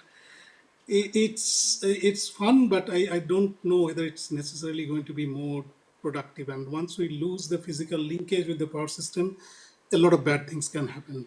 So I think that co-optimization is already happening. And in terms of the carbon limit, I mean, the way we have presented the results here, we are almost assuming there is a daily limit and whatnot. But in reality, you're right. I mean, the limits will be specified on a multi-year basis, which will then need to be broken down to individual years, and then it needs to be broken down to like seasons, months, weeks, and days. And like, I mean, basically, we can look at an unconstrained dispatch and just use that as a basis for setting the limits at a shorter time scale. But if we don't have that, we just can't leave it as an annual thing, because we'll be missing a lot of the wrinkles, that interesting wrinkles that actually occur through the year. And the seasonal variability is quite significant in India, as we know. So I think it's better to like approach it and sort of, like come up with a methodology that works best. I'll stop there. Thank you. Yeah, thanks, Deb. And yeah, it's just a very important point, because ancillary service is very well known. It's a reliability requirement, so you know how to split it at any dispatch interval level. But then emissions has a very real impact on LMPs eventually, right? If your constraints are too high. So. Absolutely. Completely agree. But after all, ancillary is maybe 1 to 2%. But carbon is going to be huge. So we need to think in that line. Yeah, please, next question. Yeah, hi, this is Veerapan from G. Vernova. So my question is regarding the integrity at the source level. So SEMS, right, like which is measuring the emissions. but and it can be 5 to 7% uncertain, especially in terms of the values. So the thing is, how do we kind of account that into this kind of a modeling? Let's say a gas player with the chromatography, would be able to predict the emissions much better than reading it from SIMS. So how do we account for integrity at the source across multiple producers, and to account for the modeling to ensure the incentivization and the real-time, monetization? I think that would be one of the elements that needs to be critically looked, is how I see it. Yeah. You are absolutely bang on. Myself and all three of us have been discussing this, that how do we get these numbers and have faith in it. In fact, even in SCED, the variable charge, how much is specific oil consumption, the coal, the heat rate, and all those things, it's a big subject, energy efficiency cells, and if you go to the power plants, the way it is calculated is a nightmare kind of a thing. And hitherto, we were only declaring once in a year. Then through SCED, now it has come down to every 15th of the month they have to declare. Probably its frequency should increase. How it is calculated, that's a full subject, and I completely agree that that's equally valid for every pollutant, that how it is measured. There is no doubt about it. Dr. Deb, supplement please. Hello?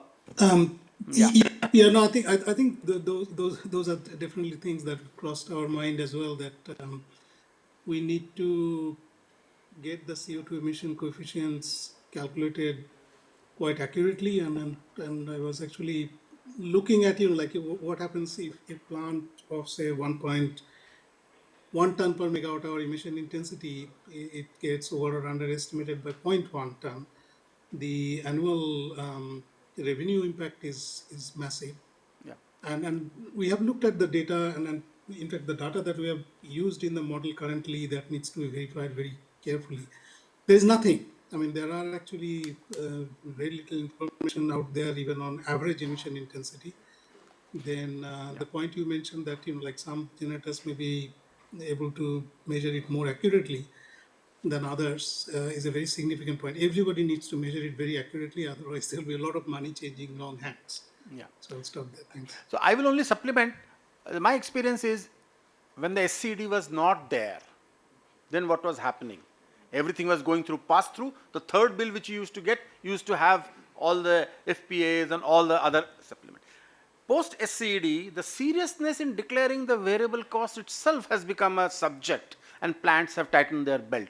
So I believe that once we introduce ECED, that these parameters are being included, it's publicly available, then automatically some improvements will take place. Of course, it will require more of the regulatory interventions on that respect. Thank you very much. Great, sir. Yeah.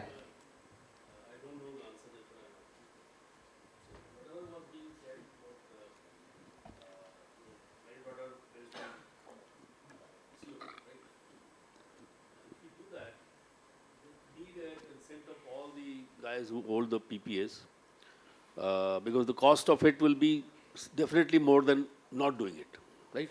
And there's always a cost of doing good. But will it also not need regulation changes or PP changes? One minute. So it will also need. So that's the point I was making, that there is already a paper which is already lying on the table of MOF. If they agree, it's done, right? Because the cess has to be based on what the government says. The other thing I was saying is there anything that we can think of towards the carbon, not the market per se, but reduction, which does not need any approval? Are there any things, low-hanging fruits? Because, regulation changes, X, Y, Z takes a lot of time, but if we can pick up certain things which are within our control, means the industry's control, where there is no need for any approvals, or it needs a very, very the least amount of changes. That would be, I think, useful, so that, once we say, oh, about 2025 we have this conference, and now 2030 we are seeing the benefits of it. But the longer it is, in terms of the outcomes, the incentive to work on that becomes little sort of fatigued. So the very limited answer, the issue is, you are absolutely right. If you get into a very long-term things, then the decay of the enthusiasm. This is exactly what we did in case of SCED. When SCED was to be introduced, we said that we will not change any PPA. We don't need any new regulation. There is a regulation which says that cause economy to the power system, and it is well within that. So the plant continues to get what they were getting on their VC. And all PPAs are still valid, still we could map up 4,000 crore rupees. Here also it is the same thing. Only, of course, limited policy and regulatory intervention will certainly be required that you please reduce the emission. To that extent, but not that every PPA has to undergo change. Then it will be very difficult. I completely agree with you. We will get into a completely a mess. So without changing PPAs, still we can do this. But that we are going to have a carbon market is now out as an act amendment. That there will be a power exchange where the carbon will be traded is already now. So we got to prepare. Our idea of here was to prepare ourselves for 26. When the market comes, we are ready with the shadow prices and all that. Thank you.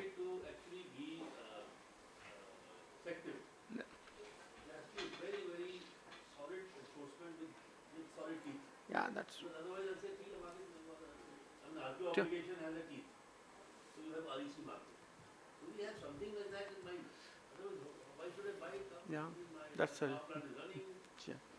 Yeah, please. Thank you so much for this. We had a good discussion. And back to... No, so thank you so much. It was an excellent discussion, I would say. Thanks to all the experts. Offline, sir.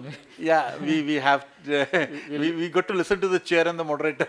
No, we'll have the panel and then we'll continue to discuss. Timekeeping is also part of the optimization. Yeah, that's right. See, there is no doubt about it. Even the whole grid code, every clause, every regulation of CA, compliance is a very big issue. Yeah.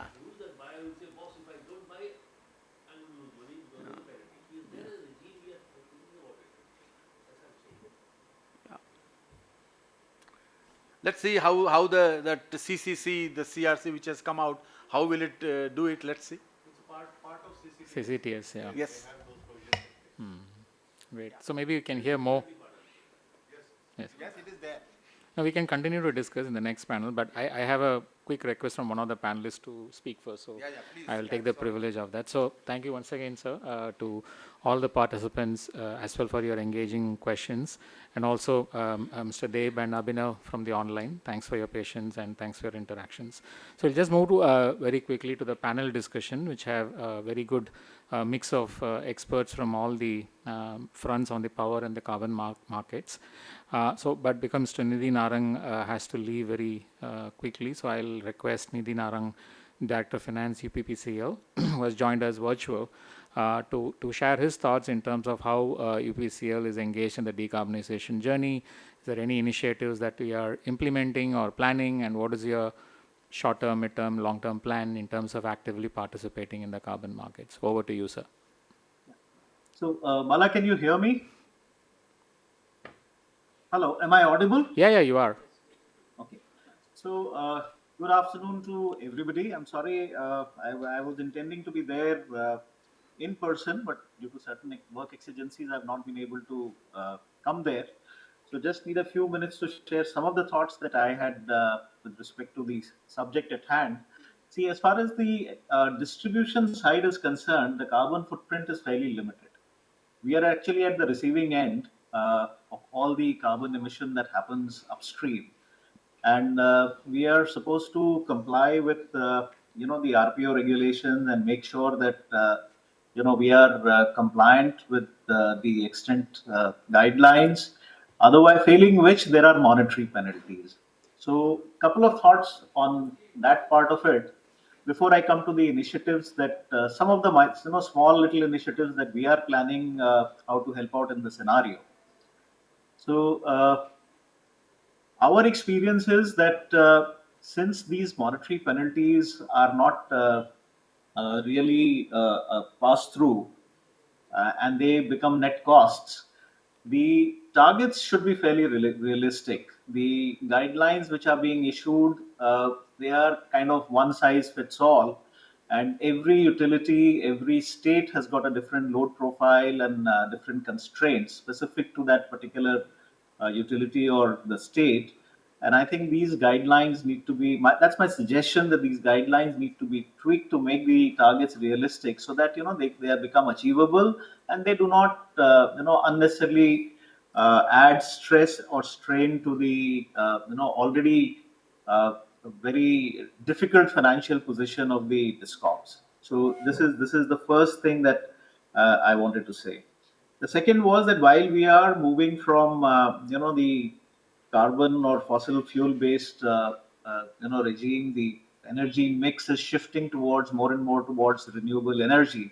It's also presenting a problem in terms of the availability of supply during the day, and at least in UP we are power surplus during the day, and that is presenting its own challenges because it's pushing up my average power purchase cost because I've got to back down to whatever extent. Yeah, you have to excuse me. We'll still come back to you because I have the speaker back. Mr. Nidhi Narang, you're still there, I believe. Apologies for the interruption. So if you could complete your views. Yeah, please go ahead. So I do not know how much of it was missed, but I'll quickly summarize whatever I had said. So what I had said was that when the regulations are being formulated, the discom, the utility or the state specific issues in terms of load profile, in terms of the consumptive patterns, they must be kept in mind, and we cannot have one size fit all. Now, typically, sharing the UP experience, that the RPO regulations that have been imposed will create a lot of financial liability because they are fairly steep, and we already have a daytime surplus of RE power, and we need to find innovative solutions for storage so that we are able to also shed some of the fixed costs that we are otherwise incurring in backing down the thermal stations during the day. And there are challenges. So I leave the grid management to the technical experts. They've been talking about it. I've been listening for a while. But my thought on the initiatives in a small way, we are looking at all the agricultural connections. Going forward, we are exploring the possibility of keeping them off grid in the form of only solarized pumps so that they do not become a drain on public finances. That's number one, because the payback period is fairly short, 2.5 to 3 years, even if we provide 100% capital subsidy. So that's one. We are looking at really, encouraging and ensuring that the propagation of rooftop solar happens effectively, and that's what we are doing. We've set up targets. There is a lot of subsidy still available that encourages the homeowners to look into it. We're also encouraging industry to look at it and do a demand side management, which will help us reduce the carbon footprint in terms of consumption of electricity from our end. So on the distribution side, since we are at the tail end, the options are fairly limited. But the bigger initiatives have to come in from the carbon, emissions that are happening at the generation point. So these were some of the thoughts that I wanted to share. Thank you. Thank you so much, Mr. Nidhi Narang, for your patience as well as your very useful points that you mentioned. And of course, we all know the limited role that discoms have in this, but nevertheless, your initiatives are well appreciated, along with, I believe, the rooftop solar initiatives as well that you would be implementing in your region. Maybe we can now move to a similar institution's view, Mr. Munish Sharma from BRPL. So your views in terms of how you are taking, I know BRPL has taken wonderful initiatives on all aspects of decarbonization and clean energy initiatives, but it will be great to hear from you consolidated views. Thank you.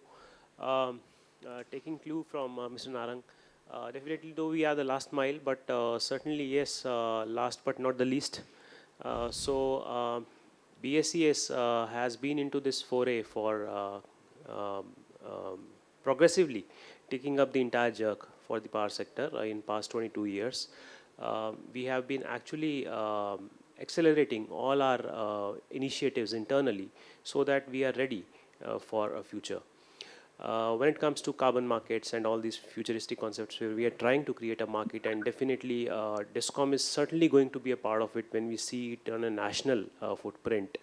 So yes, internally we have anyhow done all these basic initiatives in terms of putting up the things in place so that we don't only measure the emission, but also would like to declare it in a formal manner.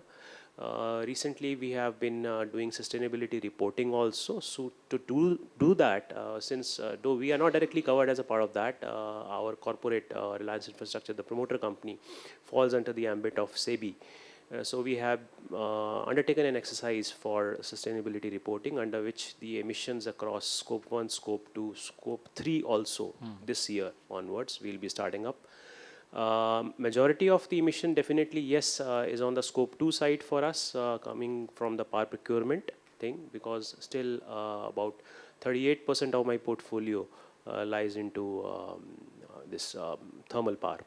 But yes, the remaining we are quite aggressive in terms of converting my renewable platform live. Right now, about 44% of the power in terms of the million units which we consume and spread across, distribute in Delhi, comes from the renewable sources. Yes, we were pioneers in installing solar rooftops in Delhi also. It was in 2015. I still remember we have been meeting the SIR in various capacities at that point in time, SOCO, Transmission, and various other organizations to help us out, bring the technologies down to the consumer front. Now those things are quite visible at the field. The prosumer concept, certainly I can see in my distribution company. It's all there right now. We have been doing net metering for all these consumers so that the attributable benefits flow back to the system, which ultimately go to the carbon also. So on the demand side management, yes, we have been following the PAT. Yes, we have been overachieving them also for all the targets which have been set to our C&I customers. On internally, when it comes to putting some greenness into the system, we have started foraying into green building concept and green constructions actually on the grid side. Very recently, we have had tie-up with DTC in Delhi, where all their depots, wherever the electricity is required, we'll certainly be providing the EV infrastructure also. But beyond that, we'll be providing them the civil expertise in terms of making it more green in terms of the distribution. So Kushagnala is one place recently where we have launched that initiative. Then coming to the EV infrastructure support for Delhi. So far, BSES has put about 4,000 odd EV charging stations, which is the largest in the country. We contribute to the 30 to 35% of the count of the stations, EV charging stations, which are there lying in India so far. We have a plan to scale it up to about 10,000 in next 2 years. All my internal fleet, internally, which we use for our operations, are on EV mode at this moment while I'm talking. So these are the kind of initiatives which we are trying to do at our end so as to contribute towards this decarbonization. The major thing which we, I think, like to harp here is that the preparedness for the sector. So the materiality assessment for distribution company, we have certainly achieved that in consultation with the peer groups, our upline and downline also. Very recently, we'll be having a kind of a co-chair meeting with Power Grid in terms of assessing their downline requirement in terms of how do we declare the reporting mechanisms. Because when it comes to distribution companies are actually not the companies in a standalone mechanism. They are ecosystem in themselves.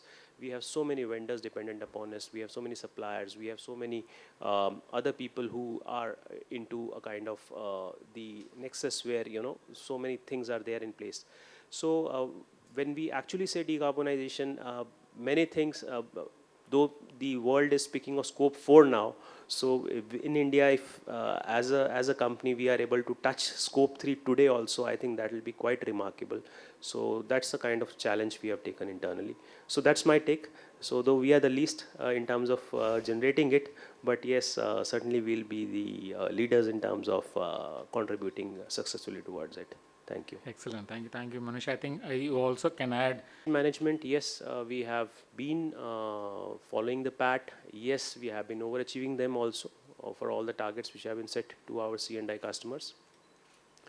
On internally, when it comes to putting some greenness into the system, we have started foraying into green building concept and green constructions actually on the grid side.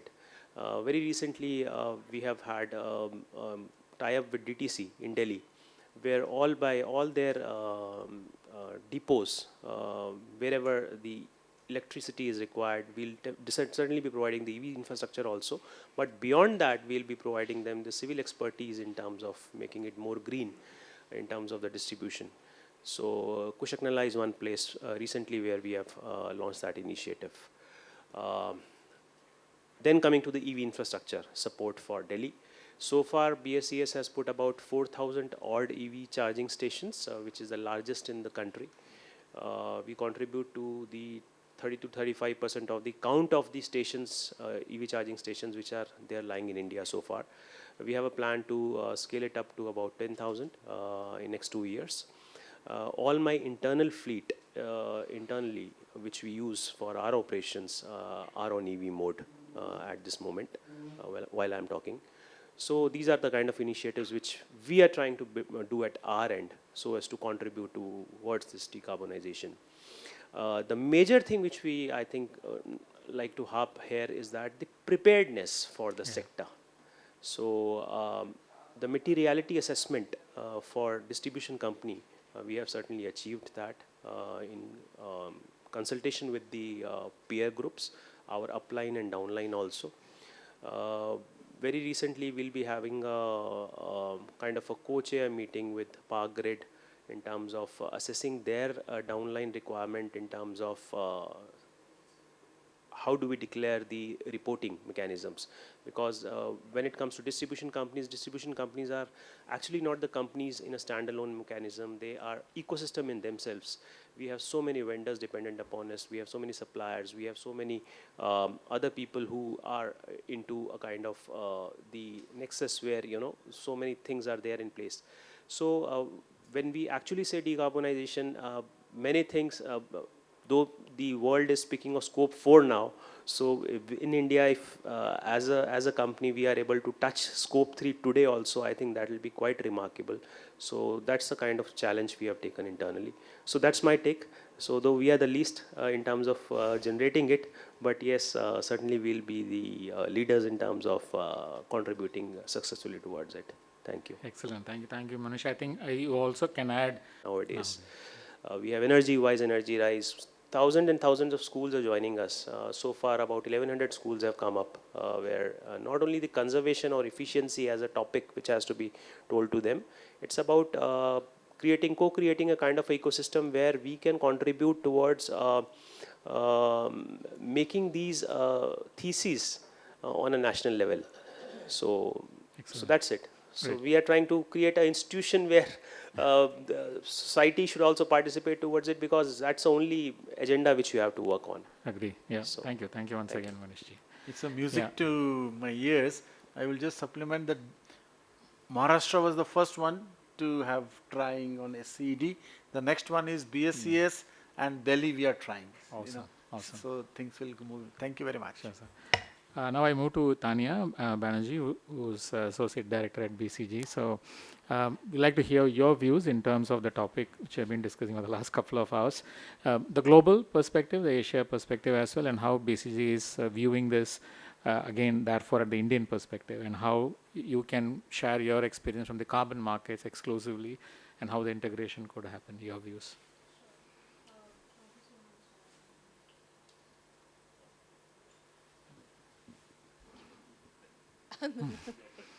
I think I'll stick to speaking for now, but thank you so much, Dinesh, and thank you very much, ISGF, for having me here and giving BCG an opportunity to also share experiences more from the global perspective, and of course would like to share thoughts from the Asian market as well, what we are doing, but more than that, what our experiences have been, and sort of try and coagulate into what it will take probably for not just the Indian market, but different countries across Asia to make energy transition happen, and of course then carbon markets.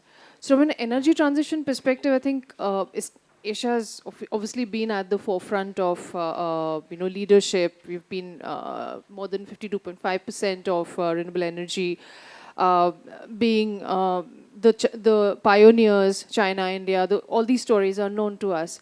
But what I wanted to specifically highlight from the energy transition perspective first is around key things which could actually derail Asia's agenda in terms of being the leaders. And firstly, I feel that, of course, we keep talking about energy transition. I'm taking a bit of a step that's more macro and looking at the more energy context.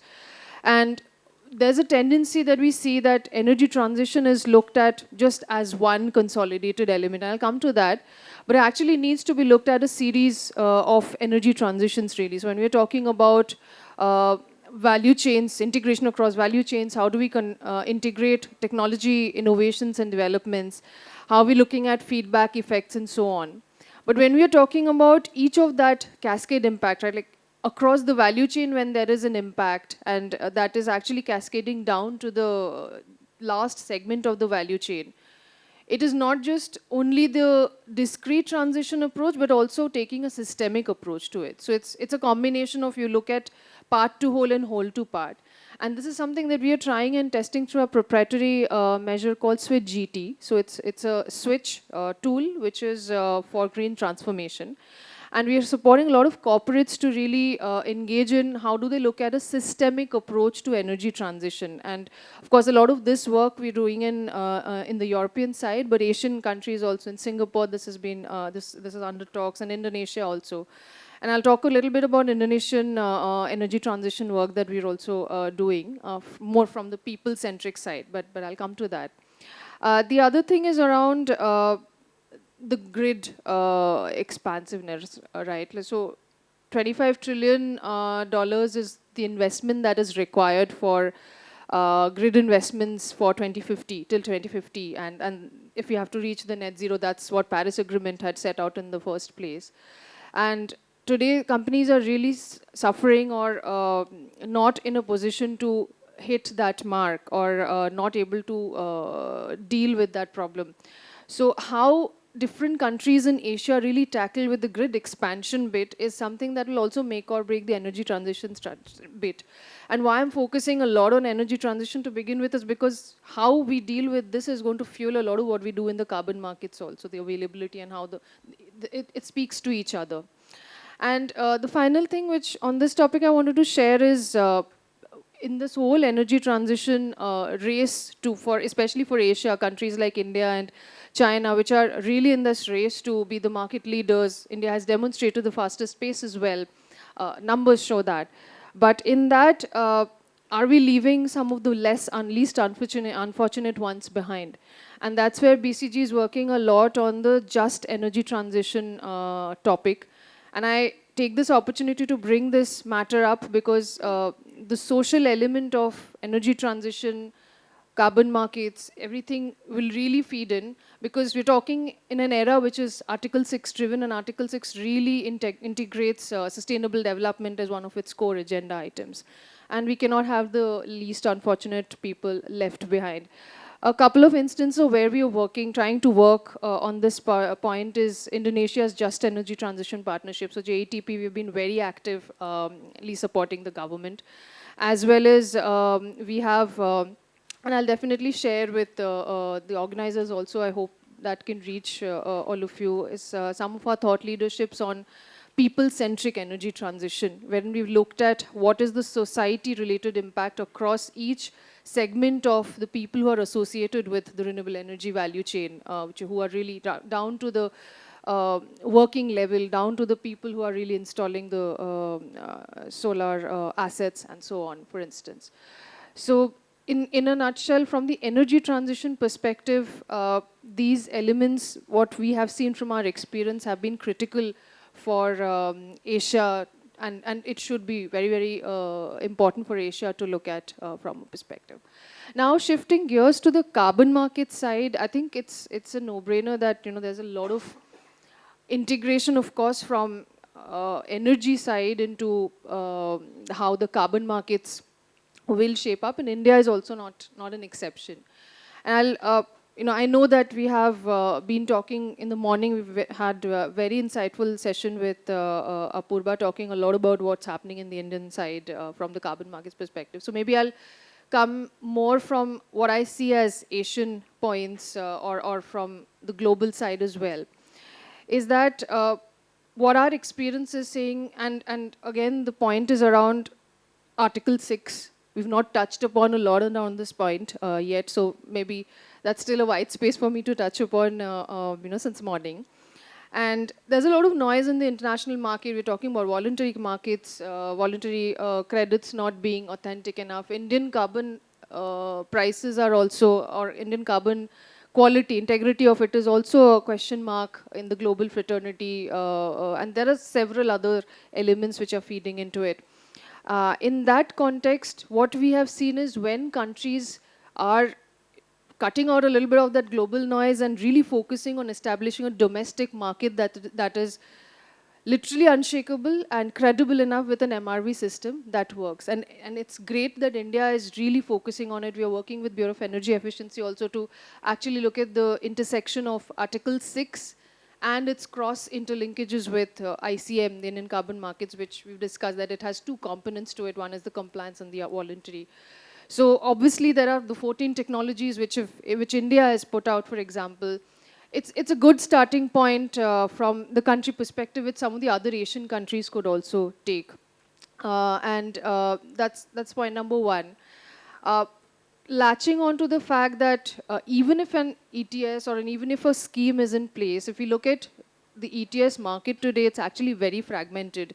We're looking at prices that range. I think this topic came up in the morning as well. It's as low as $0.5 to $120 plus. So in such fragmented market, which is global and different country ETSs, having that one domestic market which is really holding on to its principles with its MRV framework, that becomes the crux, and I cannot highlight that more. And it's not easy. So MRV framework, I mean, if you look at EU, we look at South Korea, which are some of the great good markets where we have also been taking inspiration from, is India. They've taken 18, 20 years to really come to where they are. So it will take time. I don't think there's an answer tomorrow to how we'll have, it's not a 6-month runway, it's not a 1-year runway, but actually more than that.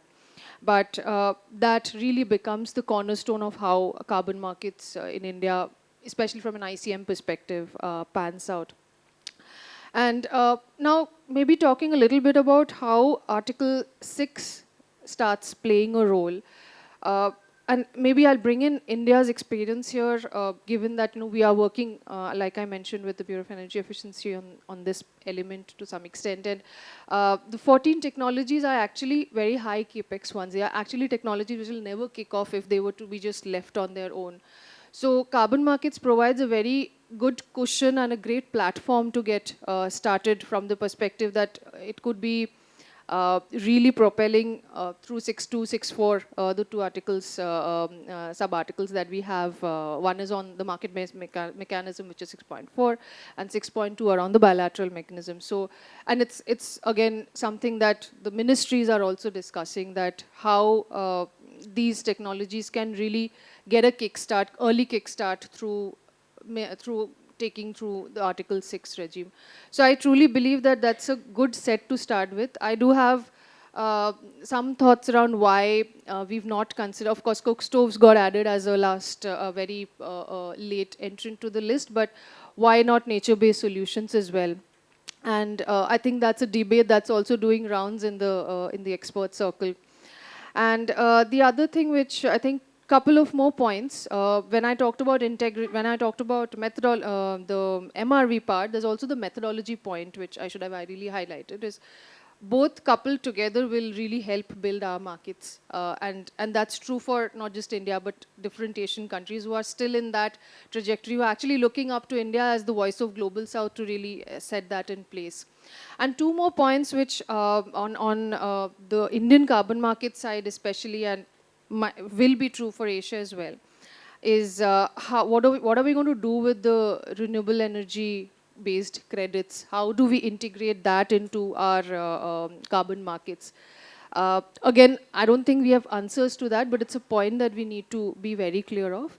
And then the whole element of what happens to the legacy CDM credits, or projects rather, which are, I think, there are several projects which are really lying, and there is not much government direction that has come on what is going to happen to them. So and this is of course the Indian side of the story, especially on the CDM part, but I believe that different other countries are also looking for these answers, especially from the Asian context when we talk about these. So largely, I think these would be some of the elements which I think we need to be very careful of as Asian countries when we are really panning this whole carbon market story out, as well as marrying it with the right amount of energy transition that also does not leave people out in this race to transitioning from old fossil fuels. Awesome, Tanya. I never expected you will give both the kind of the world in maybe 7 or 8 minutes, but it was wonderful to see how the integration could have, what are the key factors that would enable that. And given BCG's global reach, you would be able to bring more best practices and knowledge to Indian carbon market sector as well. Thank you so much for your views. I will move to the last, not last but one, I would say. Sorry, Aditya, for your patience. To Rachit, in terms of, maybe you can touch upon the finance part of it, though Apurba opened it, but I thought if you could provide your views on that, but feel free to add other views as well. But in terms of how the financing could be enabled, especially from the power sector to the carbon market, because this is not explored the way we wanted. And if you want to explore, it goes to billions, not million. The starting point is billions, basically. So what are your views?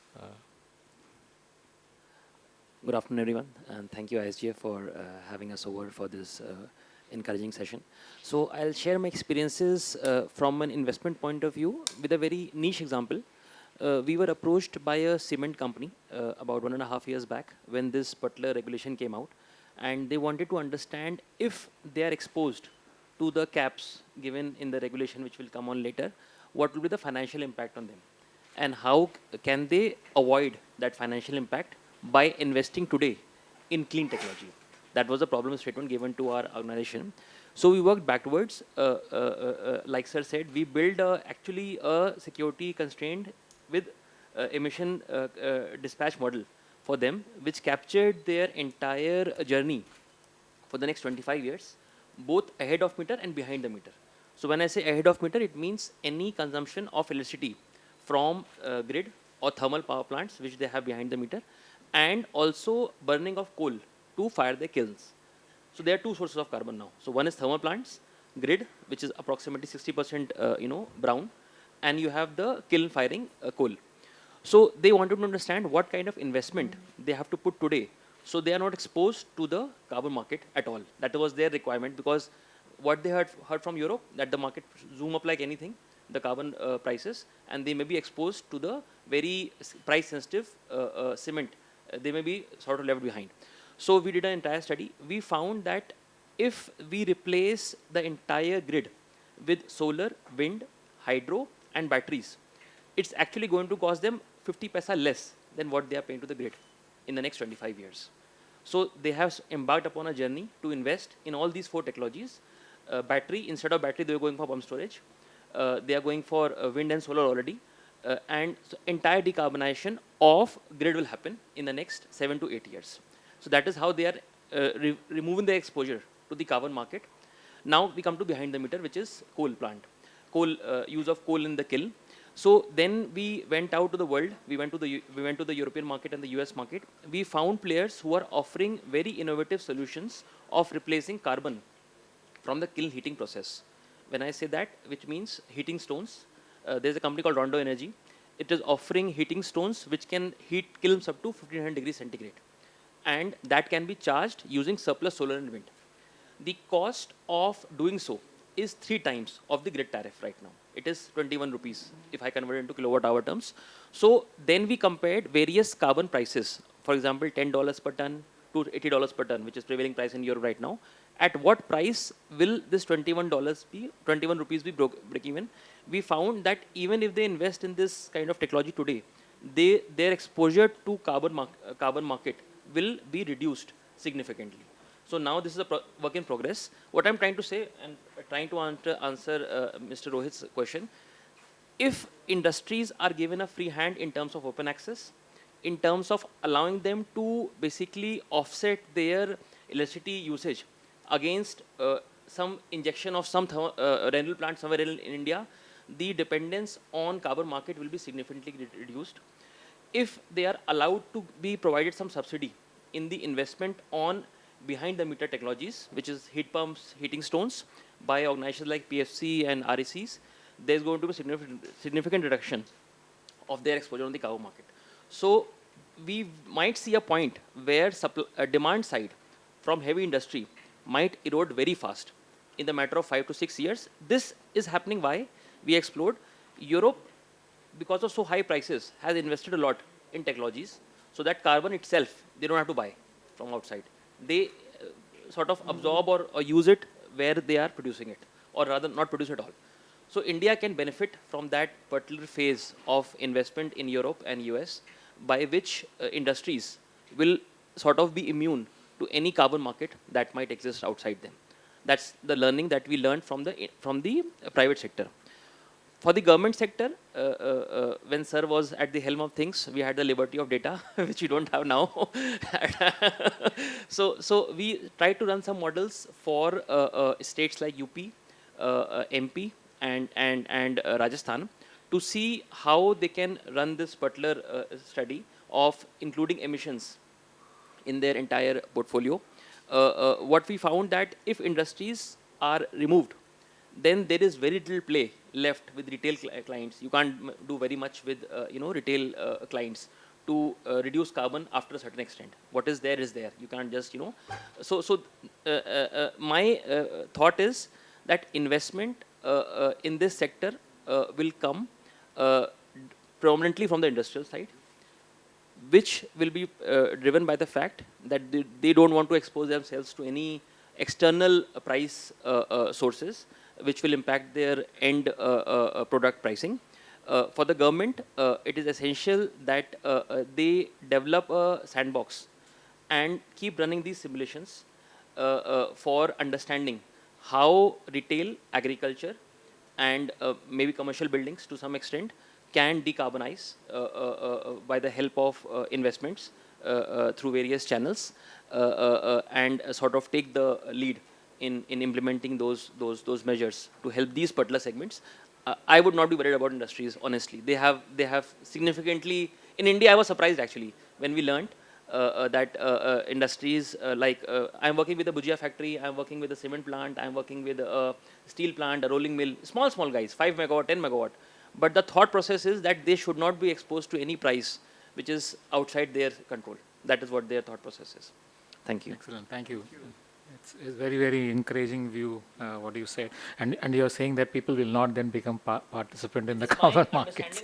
Okay. Industrial clients will try to immune themselves for any price variation in their input supply chain. So it's no business for me and Tania then actually. So there is a business. You can still give them consulting.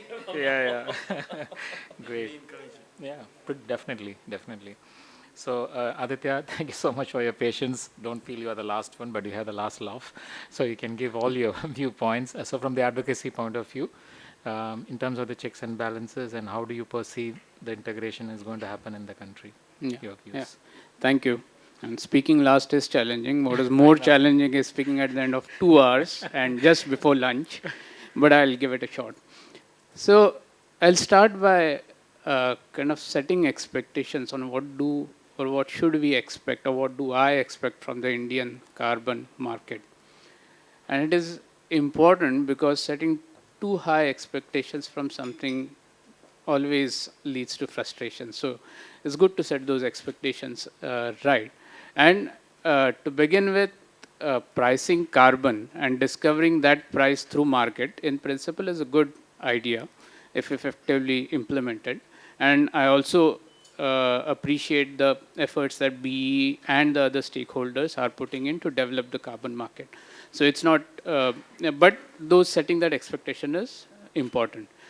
And what that expectation would be, I would expect that if any industry is confident enough that my revenues from carbon pricing in the future are reliable enough and justifiable enough for me to invest in any technology right now, then I would say that's the success of a carbon market.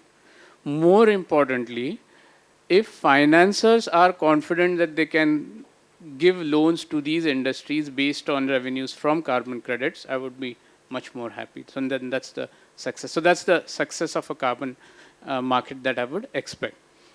Now, China, Europe, they have been experimenting with this for last 10 years, 15 years, and they have reached a place where they are stable, relatively stable, I would say, and there is this kind of confidence, although there is price variation, as Tanya mentioned, but it's still a good, stable system. We have been saying that we have an experience from the PAT scheme, and we will use it for the CCTS. So now I'll come to, so that's how I look at. Then what should we learn from the PAT scheme? So couple of points, and again, over the last 10 years, industry has done a lot of things to improve energy efficiency. There have been savings from the PAT scheme, and a lot of effort is involved at the BE level, because BE is a central agency and it covers 13 sectors, 1,000 industrial units. So it's a tremendous task. So energy efficiency improvement has happened, but right now what we are trying to see is what is its correlation with PAT scheme. I mean, how much has PAT resulted in that? One way to look at it is an efficacy of PAT as a market would be to see what trading is happening in the PAT of the energy saving certificates. And if you look at PAT 1 trading, PAT 2 trading, and PAT 3 trading, PAT 1 was pure market trading, and there was a lot of, in fact, there was almost a crash of e-cert prices. It went down to 180 rupees, after which Ministry of Power came in, they set up a floor price. All the trading in PAT cycle 2 and PAT cycle 3 has happened at floor price. So in fact, it's more of a carbon tax than a market. So sir, you said you are switching between regulatory session to market session. Apna PAT market is switching to regulation. So it's more of a regulation than a market. Now, why did that happen? And two reasons, I would say, among many, but two reasons. One is the oversupply of energy saving certificates. And that goes down to the point that, sir, you made, the how do we identify the targets? That's a very, very important point. So the targets were lenient, but they were also, because we have a range of industries, the targets were given to the units based on their existing consumption. So even the most efficient person got some targets, even the least efficient person got higher targets, but they got them. And that balancing was difficult, and that was one of the reasons which resulted in oversupply of energy saving certificates. The second reason, which this gentleman was talking about, is the compliance. And that's also very important. We have tracked the trading data of energy saving certificates. And in cycle 1, the non-compliance, and when I say non-compliance, it is the industrial units which performed less than their targets, and therefore they were required to buy energy saving certificates, but they did not buy. That's non-compliance. That was around 8% in PAT 1. In PAT 2, it became 56%. PAT 3, it is higher so. So that non-compliance is an issue.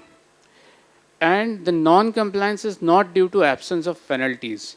In fact, penalties are substantially severe under the Energy Conservation Act.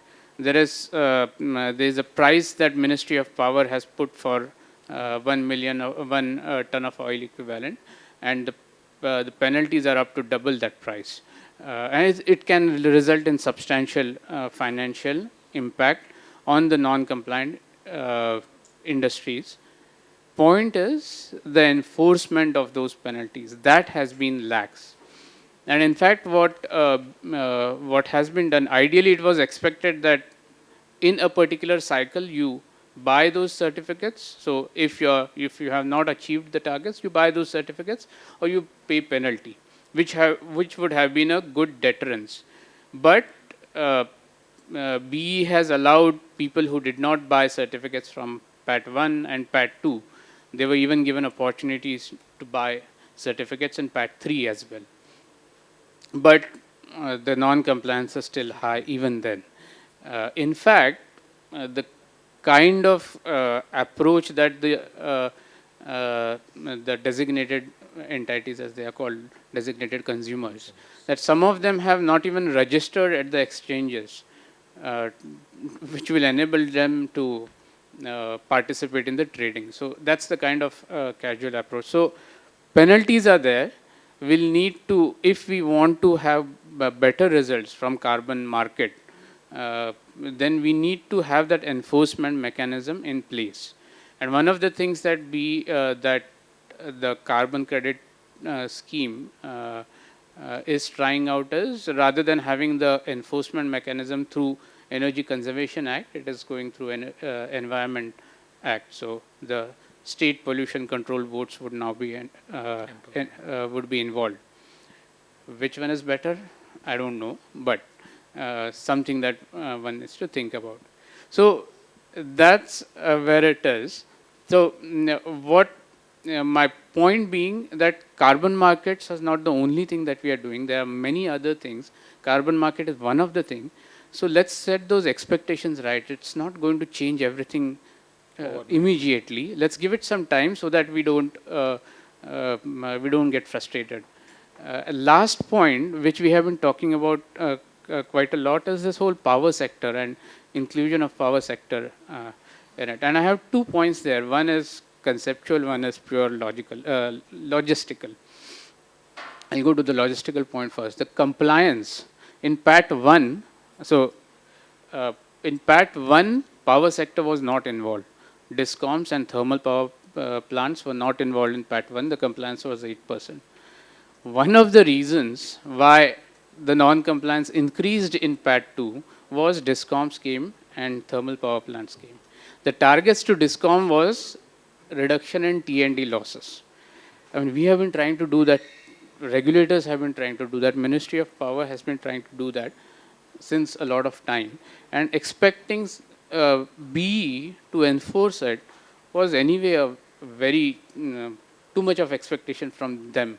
And that has resulted in non-compliance. So including them in the carbon market right at the beginning would, I think, be purely from, if BE is administrator and purely if we want good compliance, we should hold on to it. Point number one. But more importantly, from a conceptual point of view, it's also like so you said, and also UPPCL said, I mean, Discoms, they also have other things Ministry of Power is asking them to do. I mean, they have renewable power RPOs, which are now RCOs. So 43% of their power should come from RE by 2030. That's one of the targets. That there is also storage obligation. So those targets are there for the Discoms. And for generators, I mean, it would be, in fact, this kind of mechanism would be much more. So the play that you have from thermal power plants would be a better optimized scheduling of it, because to make them, as in they generate, they would be to stop the power plants is the only way to get them. So, but that's not what we are going to do. So this is the play that you have for the power sector. But power sector on its own is not out of the carbon market because the consumers are still there. They are only power generators and suppliers which are part of the, which have other things in place. So let's not try to involve everything and make everything complicated by putting it into the carbon market. So I think, in fact, that's a very good decision to not involve power sector right now. Another good decision would be to not involve the voluntary carbon market also right now in this. And that also goes to the liquidity point that you mentioned at both demand side and supply side. Anyway, we might have, which is also a point of this fungibility of e-cert. So to begin with, if there are a lot of energy saving certificates, almost 50 lakhs of them, which are in surplus, number one. There are also renewable energy certificates. Converting all of them into carbon credits right at the beginning, before the market has even started, you will have, oversupply of carbon credits right at the beginning. So not including them, what to do with them is a point that needs to be looked at. Don't convert into carbon credits right at the beginning. Point number one. And then the voluntary market is like setting aside the concerns that have been raised about authenticity of the credits, etc.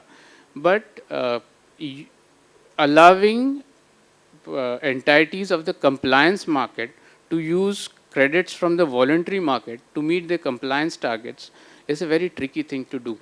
And particularly if, again, BE, who has its expertise in energy side of things, if we are if we are asking them to verify credits from other non-energy projects, it would be a very significant task for them. In fact, markets, ETS, I think they just phased out, or they have stopped allowing voluntary credits in the compliance market. So I think that is what even India, at least to begin with, till the compliance market gets stabilized, as well as the voluntary market gets stabilized, and we are more confident on it. So Great points, I would say. The last one is very important because the liquidity, as you said, we did a back of the envelope calculation, it was 20 million carbon credits equivalent if you do the fungibility on day one. And that is not only oversupply, it will kill the whole market. And there is no incentive for anybody to then do anything other than just go and buy them. So the other point was the stability reserve concept, which BE is right now working on. If they don't do the fungibility, introduce new concepts from the beginning, what happens if there is no liquidity, or there is more liquidity but there is no price signal coming from the exchange or any other transactions? Then what happens to the price stability? So I believe they're also working on a stability reserve fund. So this concept should have been already there for the RECs and ESERTs, but now they are working on that. Probably the conversion and the fungibility stability reserve would address them first. The gradual fungibility curve they may introduce, but the new market will have its own challenge in terms of getting the long-term stability of the price.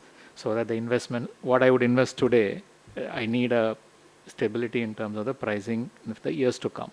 So I shouldn't be penalized because I'm efficient today, and I don't get the returns which I expected, or the kind of economic competitiveness that I envisaged is not happening in the time horizon basis which I invested today at a higher cost.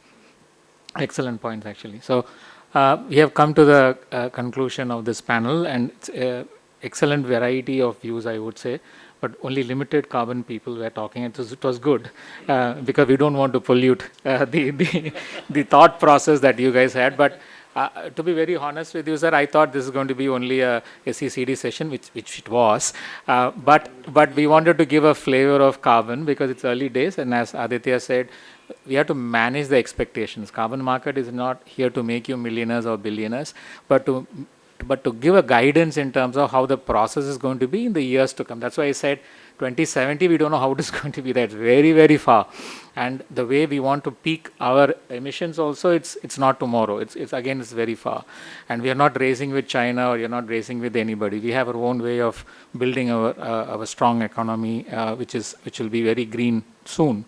So from that aspect, I thought it was very useful to get the market views from Rohit And from the DISCOM views, though you are at the tail end, you really create the impact on the end user.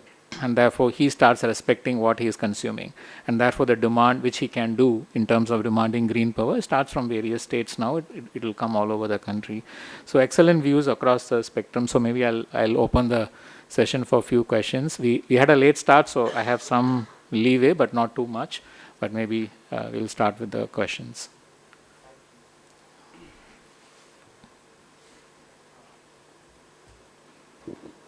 Yeah. So I have a few questions. I won't be. I don't think I'll be passing around the mic for a few minutes. So, sir, one question that I was actually thinking about is that India has set a target of putting 80 gigawatt of thermal power plant in the next 5 years to manage power load conditions, like power management conditions in the grid. And around 25 gigawatt, I think, is around construction, and 55 gigawatt is being planned, yet to be constructed.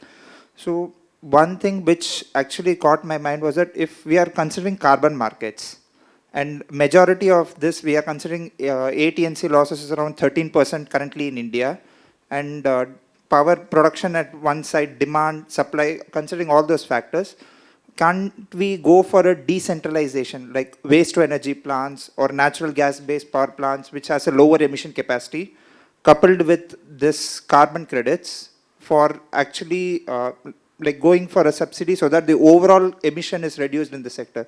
Is it possible that we can actually have such an idea considering that we have around 5 years, 7 years before it's actually implemented? So I would like your thoughts on that.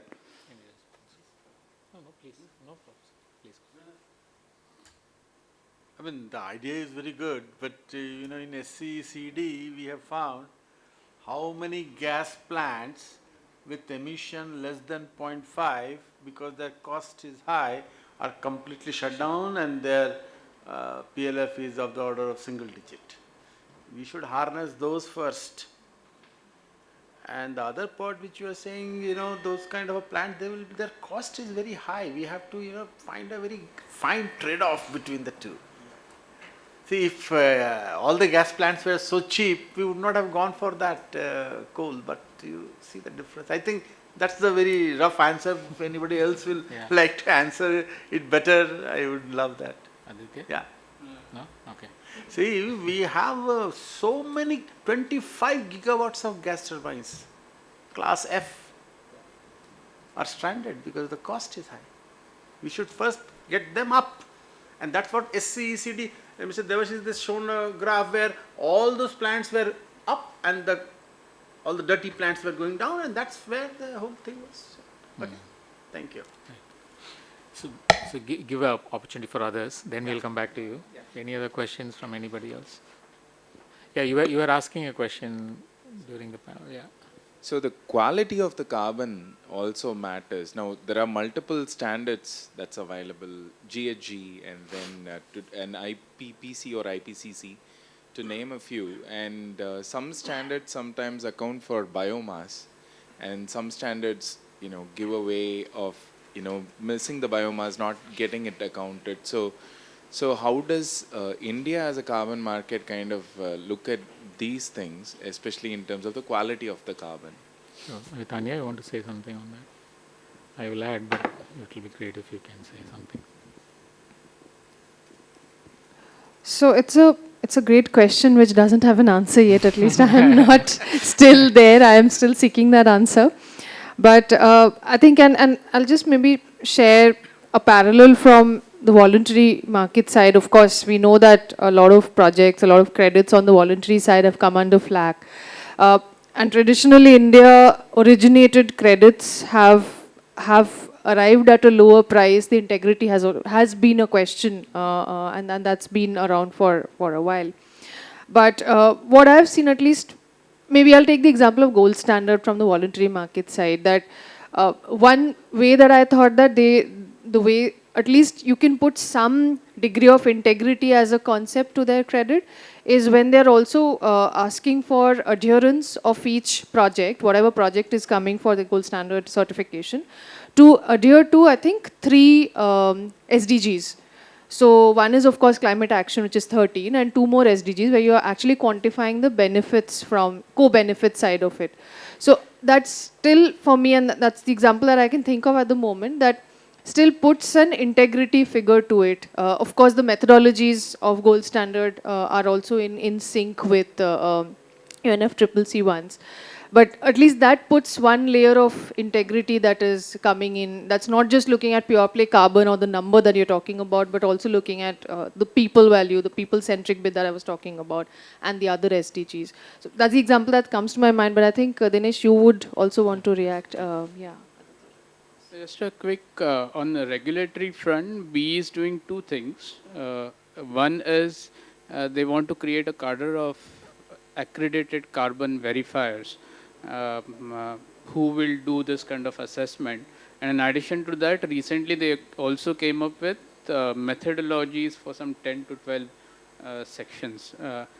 I won't be able to comment on how good or bad they are, but at least in intent, that's what they are planning to do. No, you're spot on that. Yeah, sure.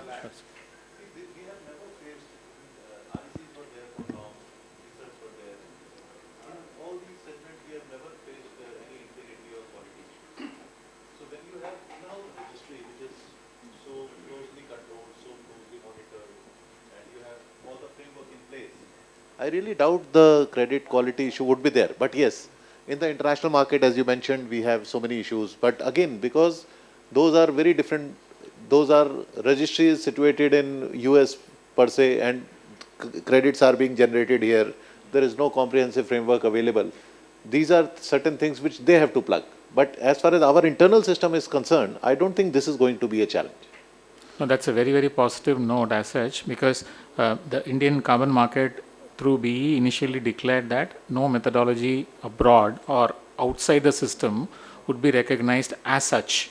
So the Indian carbon market, as Aditya said, has a repository of its own methodology, which is in the works.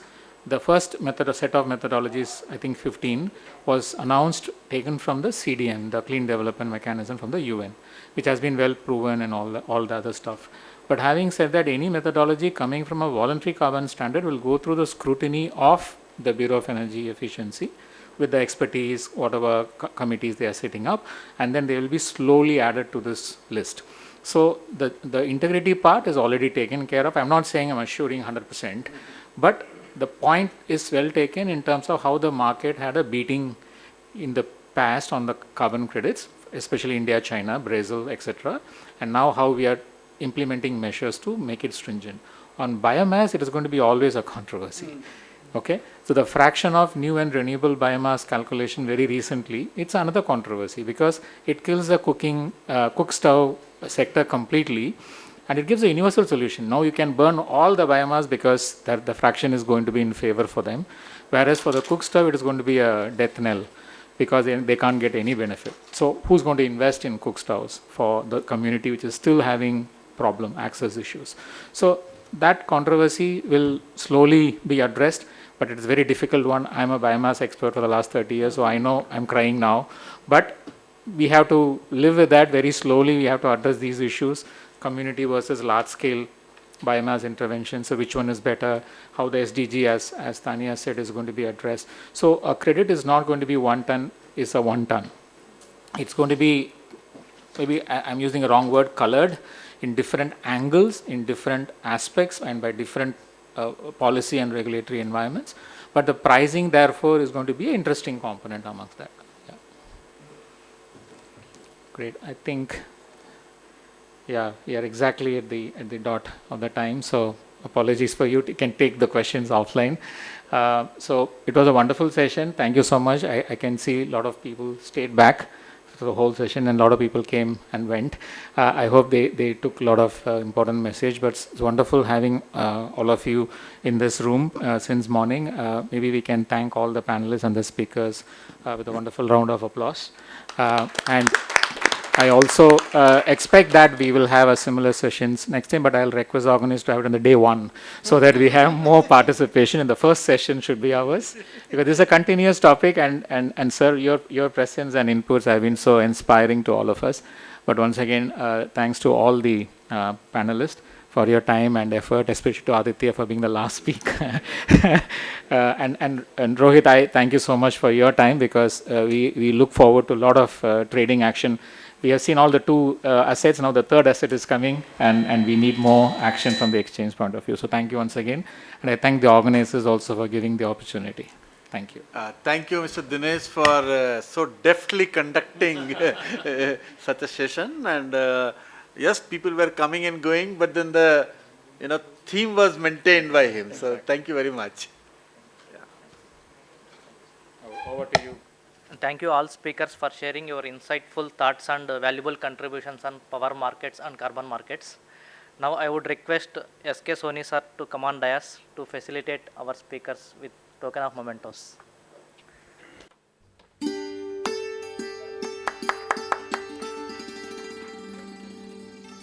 Mr. Debasis Day.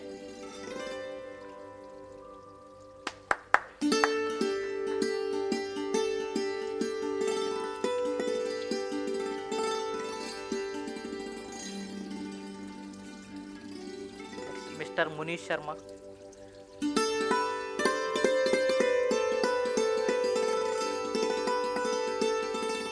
Ms. Sania Banerjee.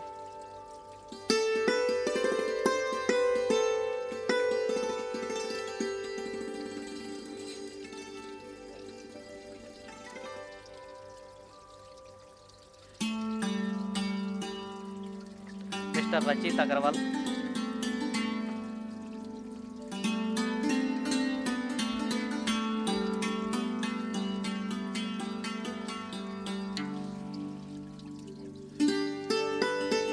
Mr. Aditya Chunekar.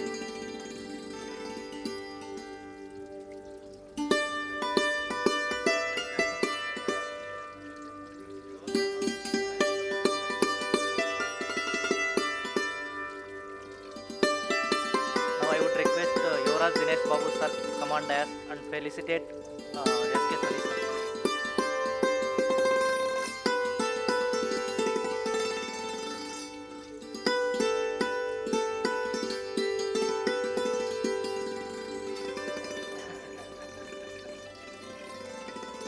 Thank you, sir. Now I would request all speakers come on dais for group photo.